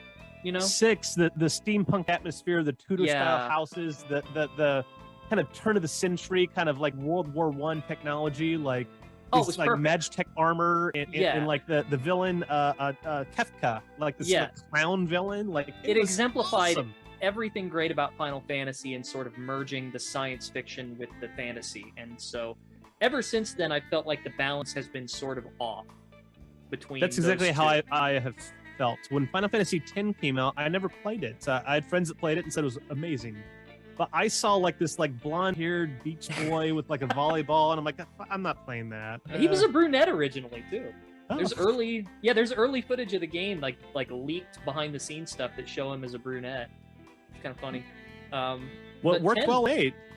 I mean, look, I look at modern Final Fantasy hard detached from anything I like, that it's hard to enjoy it. I mean, I'm gonna play them, and I'm gonna play Yeah. the 7 remake. But like, I know look at Days 16, Ahead has been a strong advocate for 14, but like honestly, I've 14's completely good. lost track of the series. Final Fantasy 11 through 14, I couldn't even tell you what they're about. So 11 is an MMO, much like 14. And 14, I will say, is amazing. She is absolutely right to get to sing that game's praises. It is a riot, and I don't even like MMOs, and I think that game's phenomenal. But So like, Like, there's I no look at- single player experience. you can, I mean, other than the raids and a lot of the stuff, you can solo through most of the story just fine. I mean, there are elements where you're going to have to collaborate with other people, but it's in a way that you're never going to feel like you're left out. It's not, the game is not going to for not wanting to get into the meta like something, you know, like a lot of other games will. You can. I go don't in understand and why not- Final Fantasy chose to do that. Like, why couldn't they have a world of Final Fantasy that's the MMO, and then the titles with numbers is just like your classic don't know. single player RPG with a story? Well, I mean, the story, at least what I've experienced of it, because I'm not as far as her, but I will say that the story that they've put into it is definitely, full game worthy. But you know, when I think of modern Final Fantasy and the problems it has, I'm not really thinking about 14. I'm thinking more of like 15 and 16. You know, 13, 15, 16, where, like, I look at 16 and I don't even know what that's supposed to be. And I know a lot of people are excited for it, but nothing about that game looks interesting to me in the slightest. I don't know what it is. Like, I feel like we lived through the golden era. Like, Yeah. I played 5 on emulation. I played 6, 7, 8, and I wanted to play 9, but unfortunately I never got around to it, even though it really Oh looked good to man, me. 9, you are. I have issues with 9 that I can't get into for spoiler reasons, but I've heard some stuff about 9 that's But sort you of need like to play Patrick 9. Duffy walking out of a shower problems. For the so that people, that's code talk that people won't get. you need to play 9. As a fan of 6, you need to play 9. Well, I'll tell you what, I did buy 9 at like a second-hand shop like a couple of years back, and it's sitting in my closet with my other Do Final it. Fantasies. I plan on playing it. I just haven't had time. Yeah, I could literally sit here and talk to you about Final Fantasy. That's like, that's one of the other things I could probably just prattle on. I about. feel At like least- we at lived through least the golden 8 a era. lot. Yeah. 5, 6, 7, 8. Like, to me, it was like they'll never be topped. Like, I don't even know anything about modern Final Fantasy games, but there's something about the style of it and the innovative nature of It's- it. Like, Well, this is something we talk about occasionally on the Kojima frequency, is sort of that art from adversity, you know, where you don't have all the tools Yes. in the world, and you don't where have there's all the time in the world, limitations and the gameplay is designed around those limitations in sort of a way that utilizes them. yes. Like, one of my favorite filmmakers is Sergio Leone. He made the famous spaghetti westerns. Yeah. The Dollars trilogy, Once Upon a Time in the West, Duck You Sucker. And the thing is, in Italy, they shot on really cheap quality film. what happened in Italian films, they would shoot a 35 millimeter frame that was split in half. And that 35 millimeter frame in Hollywood would catch one image, but in Italy it would capture two images because it was cheap. It was a cheap way to shoot. But what it did, it had a couple of distinct advantages. You could do extreme close-ups that looked amazing, and you could do extreme wide shots that looked amazing, and that became Sergio Leone's style because he was playing to the advantages of this inferior type film. That's amazing. Yeah, I was not aware of that. Yeah, it's like that turned into a style because that's what you could do with that film that you couldn't do with normal 35 millimeter film. That Hollywood. If I could interject for just a moment, and you can cut this if you want. No, the stuff you're saying is probably gonna be way better than anything Johnny's saying. Well, actually funny you should say that because I was actually gonna check in with Johnny and see what he thinks about all this because you've been real quiet, man. I haven't heard much from you. I'm gonna say that I know about Final Fantasy. I'm aware of it being a series, but I've never actually played these games. And the way you guys are talking, I don't know if you guys seen the movie The Color of Money. Yeah, more Scorsese movie before he got into like mafia films. I actually have not. Oh, jump into that real quick. Because it was like a sequel, a spiritual sequel from The Hustler. No, it's a straight up sequel to The Hustler. Yeah, I mean, without having Minnesota Facts being involved, and even like asking the actor, "Did you want to be involved?" And it was like very, like he didn't want to get involved because it was just all a cameo. And he thought he was above that. So that but it has Paul Newman. Yes. So yeah, you're right. It's not really spiritual. It actually is a successor. I feel like Eddie Felson. Like I am so out of it. I've been out of the game for so long, and I'm at a loss. It's time for me to go get my rhythm back. Go get glasses and see what you guys are talking about. Like I've heard everyone talk about Final Fantasy. I've never actually played these games before. I've watched people play them. Johnny, I'm going to do you the biggest favor of your life. Play Final Fantasy VI. Mm-hmm. Yeah, I would agree. Don't That's actually where yourself. I started, so I might be a little biased. Don't feel like you need to play 16 games and get caught up. Yeah, you don't. Each game is a standalone thing. It's not connected at all with the others, except in a few instances, and those are labeled differently. So, they straight up made Final Fantasy X-2, if you can believe that, which is kind of a hilarious thing. Yeah, it's very funny that they didn't go the subtitle route. Like even Final Fantasy VII had a movie and a spin-off game, and neither one of them said 7-2. They just said Dirge of Cerberus, I want to say, or right. Which I've got a funny anecdote about that, but yeah, just to sort of finish on that. It's you don't have to worry about where you jump in necessarily because each one is completely disconnected. They're practically different universes. It's a game series that reinvents itself with each main entry. Different world, different characters. Yeah, there's little hallmarks. There'll be these birds called chocobos. Yeah. But other than that, it's they completely rethink the world and the characters and everything. Yeah. There's exactly. So, shared iconography and not much else. It would be like if you get Metal Gear Ghost Babel or Acid, and how they have Snake and they have sneaking and they have the robot, but otherwise they're completely unrelated. It's like that, but every single game is like that rather than just a couple. But a funny anecdote, and I may have actually told this on the Kojima Frequency before, so I'm sorry if someone's heard this. But I was at a used goods store a few years back, and it was this big warehouse full of used stuff. So they've got books, music, movies, games, comics, toys, electronic. I mean, it's everything. It's this huge warehouse of just secondhand goods, and it's just like a flea market practically. It's amazing the kind of stuff they have, right?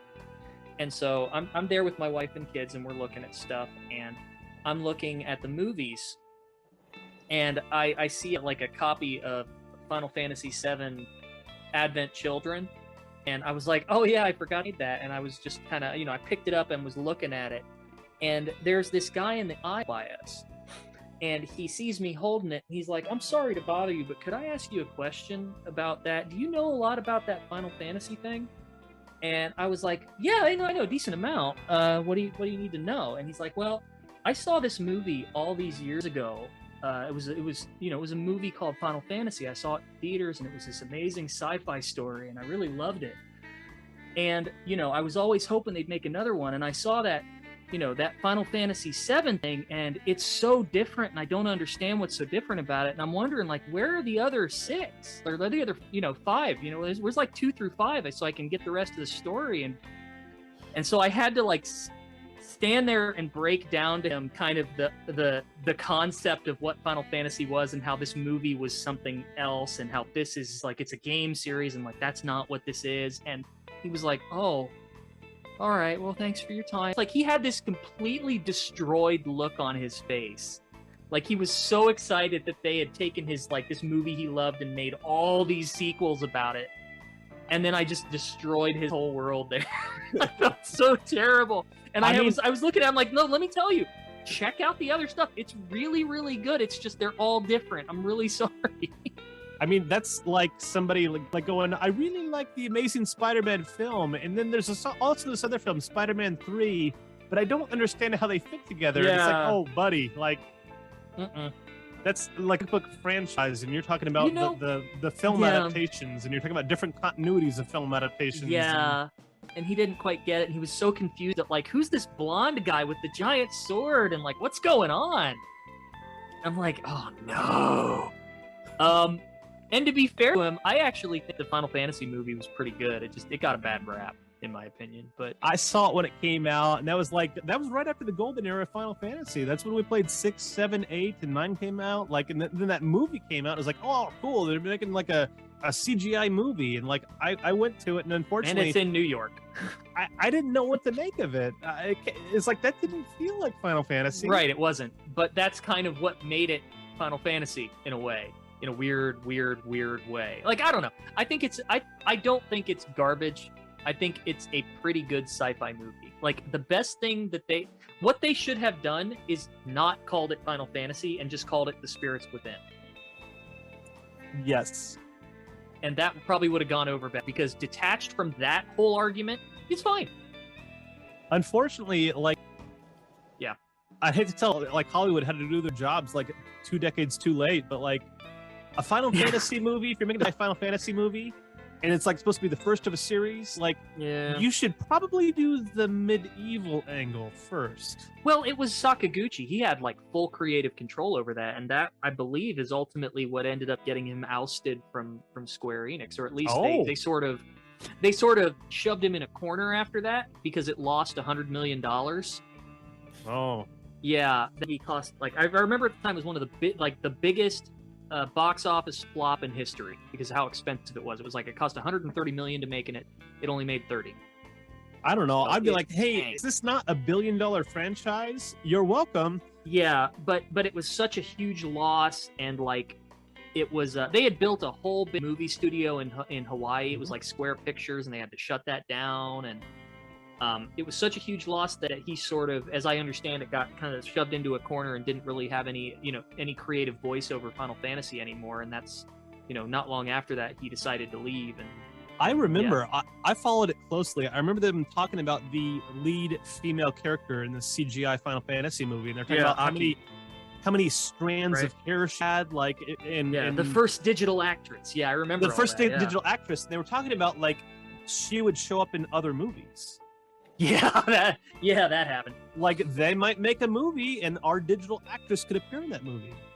We could make sequels that'll have our digital actress, and we could make spin-offs or like other film series that have our digital actress in it. It's a novel idea, and in a weird way, I think we're coming back around to it. Maybe now that we're to be able to make photorealistic humans. I would not call those photorealistic, but that's just, I think they look terrible. It's hit and miss, and I have not seen one that is passable yet. Not one. You can prove me wrong, please. I want you to. I really think they almost pulled it off in the Book of Boba Fett with Luke. I thought so, because it looked terrible in Mandalorian season 2, and then in Book of Boba Fett, I thought it looked pretty good. I can't unsee it. I can immediately tell it's not real. Well, it's true. I mean, when your eye drives is me kind of nuts. trained, especially when you know you're looking at something that is an impossibility. Yeah. Do it with somebody I'm not familiar with to see if it can get, because there's too much bias around Mark Hamill in that role. Yeah, It's not a fair test. So make up somebody. that's true. Make up an actor. Or do it with somebody that exists, you know, at that age. And try to fool me. Like, I want to see that. But, like, there's this whole other conversation, too, about how they're using dead actors that I find just disgusting. I don't personally. think it'd be done. No, I don't either. It's the grossest thing in the world to me, and I hate it. Like, with every fiber of my body. Yeah. Yeah. Rest in peace, Peter Cushing. Yeah, that's the one I was thinking of. I couldn't. Oh my god, it was the grossest thing ever, and it didn't even look good. And then you've terrified. got I'm Carrie literally Fisher at terrified the they're gonna end, do and it looks with even Christopher Reeve. worse. Oh, Oh my god, I would throw a fit. You do it with Christopher Reeve or Robin Williams, and I'm gonna pick it. Please somewhere. don't bring Christopher Reeve back as Superman. Let his legacy stand on its own. Like, please don't do that. I can't see them doing that, thankfully. I don't mean, know. When we're talking about like multiple Batman appearing, like in the Flash movie, I'm like, they might do it. Yeah. DC's kind of dumb enough to do that, aren't they? I think they might do it, and I hope they don't do it. Why are we so against just recasting? Why is that such a bad thing? Just cast a lookalike. Cast someone close enough. I mean, you did it in Solo, and it was fine. Yeah. Not only so, but my buddy, a huge I still haven't had a chance to see it yet, but they made that sequel to The Shining, Dr. Sleep. I have not seen that yet, but I did see the clip you're talking about. And yeah. Holy crap, that was good. I've heard nothing but good things. They just hired actors to sort of fill these shoes, and it was the guy really they got good. to look like a younger Jack Nicholson, and just you don't know who you're not aware of crap. who it is? Who is that? Who is that? Elliot from E.T. Bullshit. What? Shit you not. Elliot from E.T. is playing Jack Nicholson in Dr. Sleep. Well, he knocked it out of the park. Yep. Let's put in the effort, people who can fill those roles. Stop doing this CG crap. Like, it's unsettling. It takes me out of the movie. I don't like it. Yeah, I realize movies are not made for me, but if I had control, I would never They've got do this that. whole idea of, the continuity. It has to be Mark Hamill's face. No, but it's like, it does not. I'm sorry, you've already rubber broken your alien own masks rule. that don't look realistic at all. Explain to me why it is that you can have companies like Disney and Marvel put millions of dollars into making these so-called photorealistic actors that aren't real, right? But that gives me, you can have Kojima doing these scans of real actors in Death Stranding, and those don't set off my Uncanny Valley alarms, but the Disney and Marvel films do. You're already aware of the difference. I mean, what they're doing is they're taking the actor and they're putting them in a thing where they're surrounded by like 170 cameras or whatever, and they're being photographed from every angle, and it's just literally the actor has been, for lack of a better term, digitized. But with what Disney's doing, they're trying to recreate Mark Hamill the way he looked in 1983, but they don't have access to Mark Hamill in 1983. Okay, but they didn't have a 3D young Lindsay Wagner to scan, but she looks totally legit. Okay, well, I wonder if it's just because they're in a fully 3D world versus the Disney stuff where it's like... That is probably a part of it. I also think it might also be that Kojima Productions sort of intentionally or unintentionally styles all their characters, even the ones that are photo scanned. That's true, too. It's hard to say what technique is. Maybe it's a CGI character that's in a completely CGI world works, and like you said... That's a good point. That's a good stylized point, a little bit. Versus Mark Hamill that's standing next to a real Rosario Dawson. That way we can see what a real human looks like in the light versus what we know can't exist. It just, taking it back to Jurassic Park, it's just so funny to think about how you go back and you watch that movie from, that came out in 1993, and the CGI in places is still better than anything coming out today. That's another thing, too. In Jurassic Park, I think their technique was they actually built puppet dinosaurs that were like 1/8 scale or whatever to animate them. To animate them for the animation. Then what they ended up doing was just scanning it into a computer, and then in the computer screen was just the scan of this real object. No, it wasn't. Phil Tippett with a stop. What's that? It wasn't. The CG that you're seeing was not a complete scan of it like you're thinking. No. Oh, how did they go about doing it? I mean, I was done entirely in the computer. I want to say like it must have been where they where they take photos of it and throw the photo onto a 3D blob, and the 3D blob takes that texture on. I mean, not completely. Okay. I know they did that with Robert in Terminator 2 when he passes through the bars. That's just a very basic 3D model of Robert Patrick, and then they have like pictures or footage of him that's thrown onto the 3D model. You know, I might be wrong about this, but it's just it sounds like there are parts of this that were conflated, because I know that like they were working with the animatronic dinosaurs initially, and that was going to be the plan, is they were going to make the most advanced, or not animatronics. I'm sorry, they were going to do the most advanced stop motion ever. Yeah.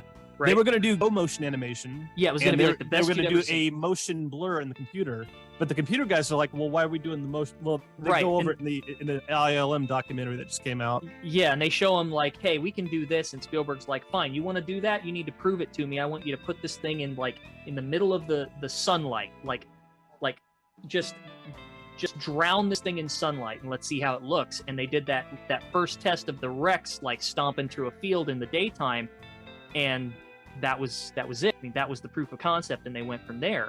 But as for how they made those models, I don't know if let me roll it back, because I really actually don't remember if they were scanned or not. But I could be wrong. My recollection is they scanned those models and they had those textures in the computer, or they did that technique where you do like a 3D model of it, but the skin comes from real life photographs of the model. And those are thrown into the computer, that 3D model, and give it a skin that looks photorealistic, because you've taken a 2D photo and thrown it onto a 3D model so that it has, whatever the case, man, it looks phenomenal even today. Unless you've got but they wouldn't approach it like that today. Today they would animate it 100% in the computer, and I think that's why it doesn't look as good. That's probably fair. I need to watch the new ILM documentary. I've been meaning to do that. Yeah, Fingers recommended that to me recently, and I keep it's meaning to check it out. So good. Because God, I must have watched the making of Jurassic Park like 100 times as a kid. Oh yeah, that movie it captured our attention. It fascinated with us. Like we went from the analog to digital era. That was part of it. Where suddenly we went to the movies. I remember going to Jurassic Park and thinking to myself, I've never seen a living, breathing dinosaur before, and I'm going to see one, because with computers, anything's possible. You said you're a lot of movies, like a lot of physical films. Do you have a Blu-ray of Jurassic Park, the first one? I do, but I'm actually getting ready to get rid of it because I just bought the 4K. Okay, so I don't know how the 4K one is, how the newest one is, but all of the recent HD physical releases of Jurassic Park, digital too, really, have had atrocious color grading. And I think you and I talked about this before. Oh yeah.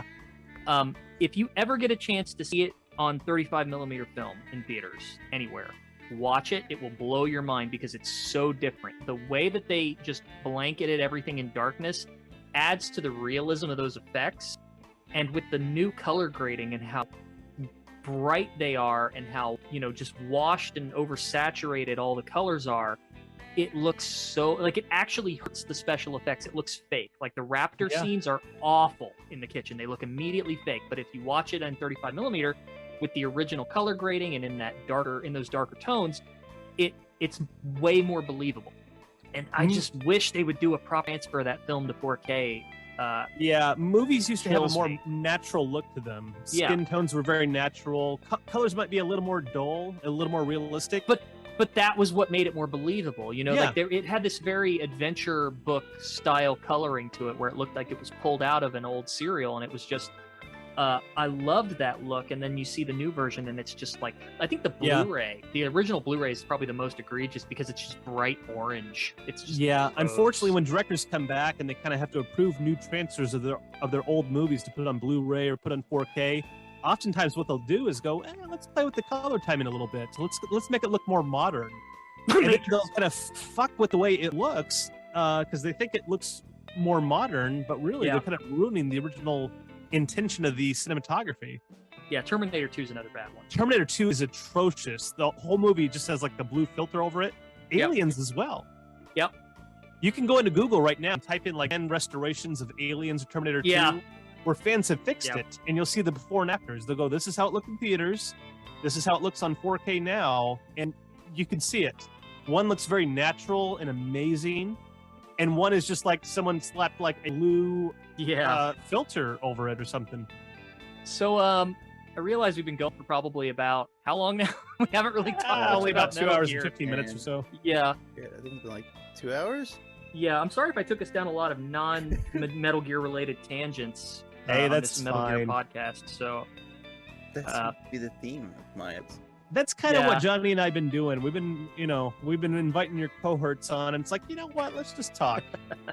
Let's just talk, because you guys are so in depth about your focus on Kojima and the you guys do. It's like, who are these guys when they just kind of kick back a bit of fun? total nerds, all of us. Yeah. No, probably more me than them. They've actually got lives. So. What's funny, we've had those guys on the podcast and we're like asking them questions and they're like, gosh, you know what? This is normally when like Nitroid would chime in and know everything about what you're asking. I am embarrassed by my sponge-like brain for this stuff because it's not that important. Like, why couldn't I learn how, like, finance or something that would actually get me somewhere in life? No, my brain decided it's going to be useless Metal Gear facts for the rest of your life. Hey, you know what? If I had a job in the industry, I'd probably be the best there is, because there's almost nothing I don't know about film. But unfortunately, nobody can get a job doing that unless you're a reviewer, and that's kind of not the most frugal work. So it's like I got all this knowledge in my head, but I can't really use it for anything useful. Well, maybe dabble in filmmaking yourself.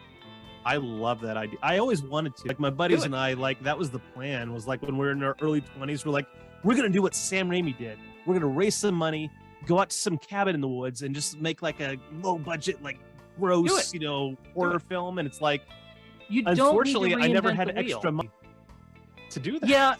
Yeah, money part, though, it's definitely a lot easier to do nowadays than it used to be because you can do it with an iPhone. I mean, maybe that's not the most ideal choice.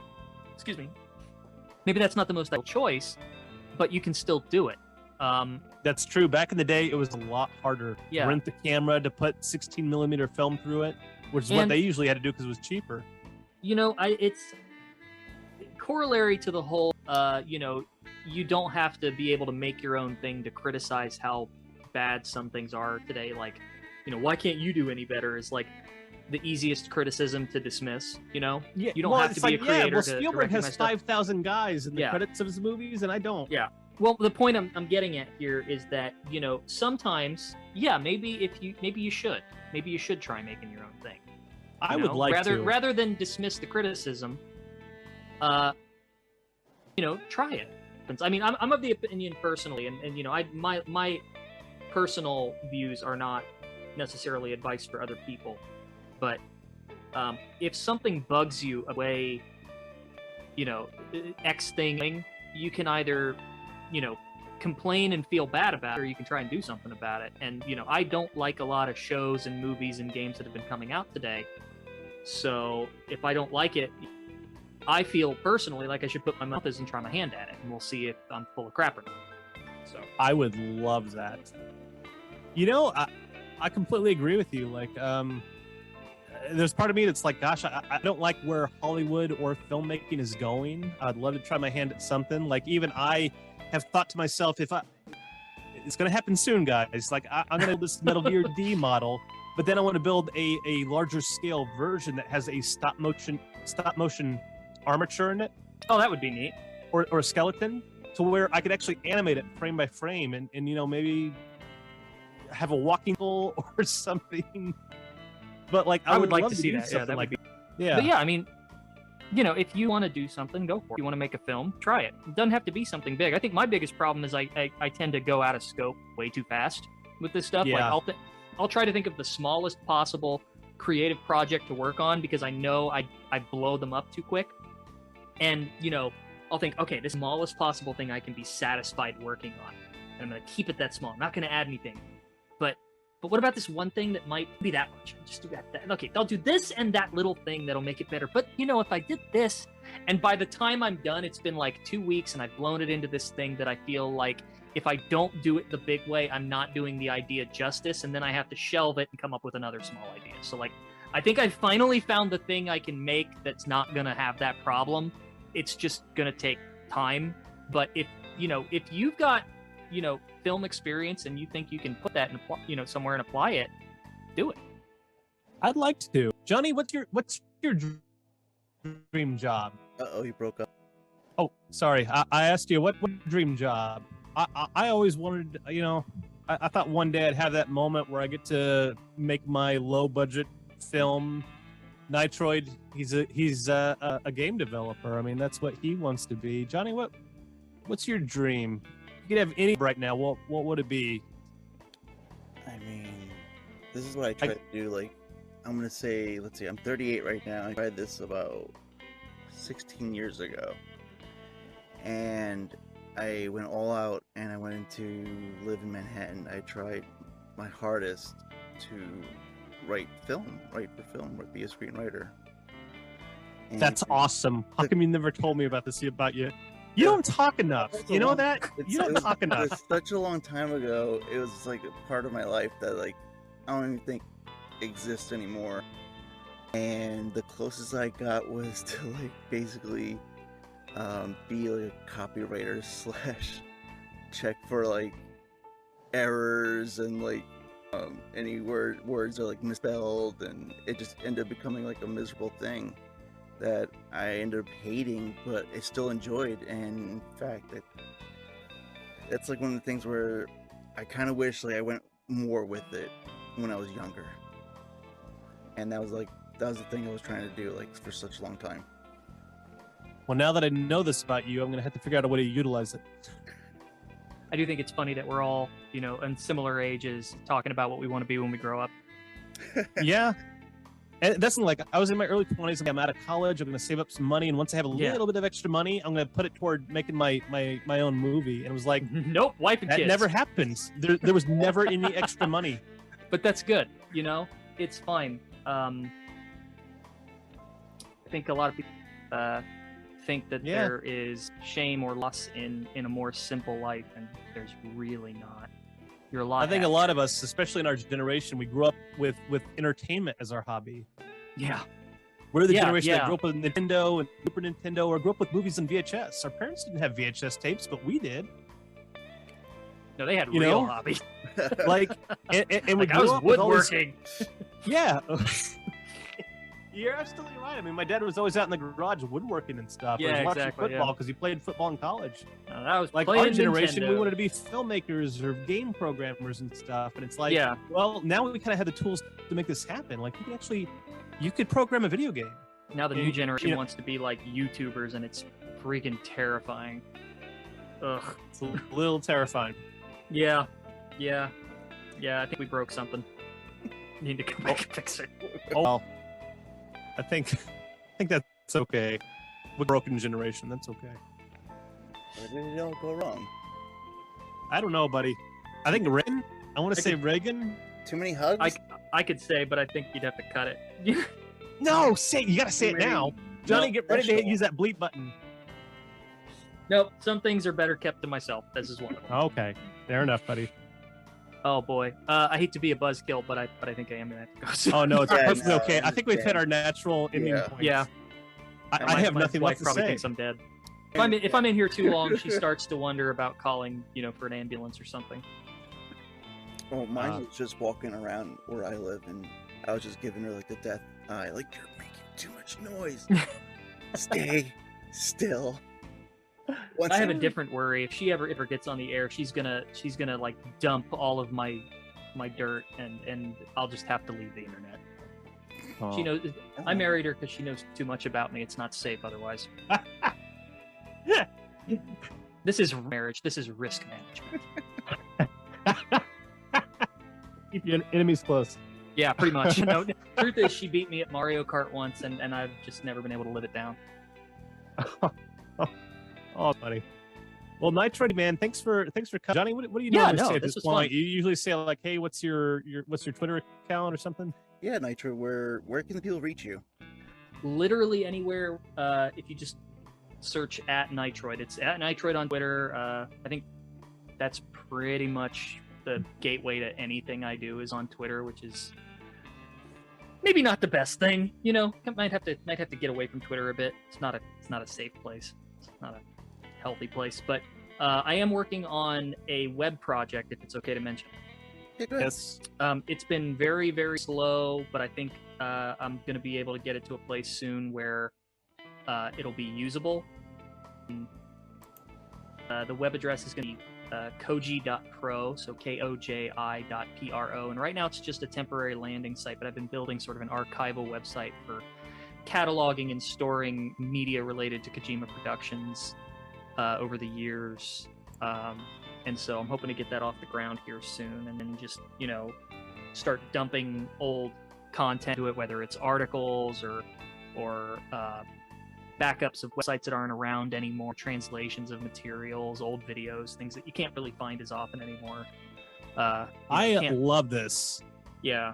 And I'm hoping, like, if I can get it running, I can just sort of hand the keys off to somebody and pay the bill and hopefully keep it online for as long as possible, because it's getting harder and harder to find stuff on the Internet Archive, and I want to sort of mitigate that. But that's the main project I'm working on right now, other than the other game-related thing that I can't really talk about yet. But I guess I should probably mention the Kojima frequency that is sort of the reason I'm on here.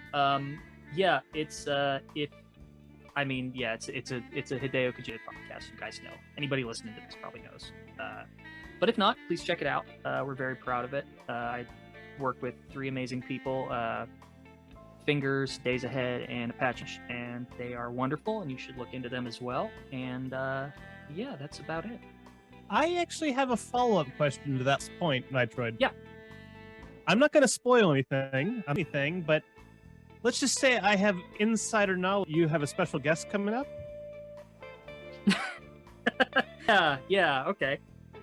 Yeah. What is your exactly? I'm not sure. I feel it's inappropriate to end on a question that you might have to deny me an answer to. I will say that if it goes well, it'll be very entertaining. I cannot wait. I'm rooting forward to it, man. It may not be what you expect. That's all I'll say. In a good way. In a good way. We'll talk after we turn off the recording. Yeah. If I say any more, they will literally string me up. So, I'm gonna stop. Yeah. So I would say thank you for coming on the podcast, Nitroid. I am the host who speaks the least, and I'm joined by my co-host, Metal Gear D Model. Johnny, you're killing me, man.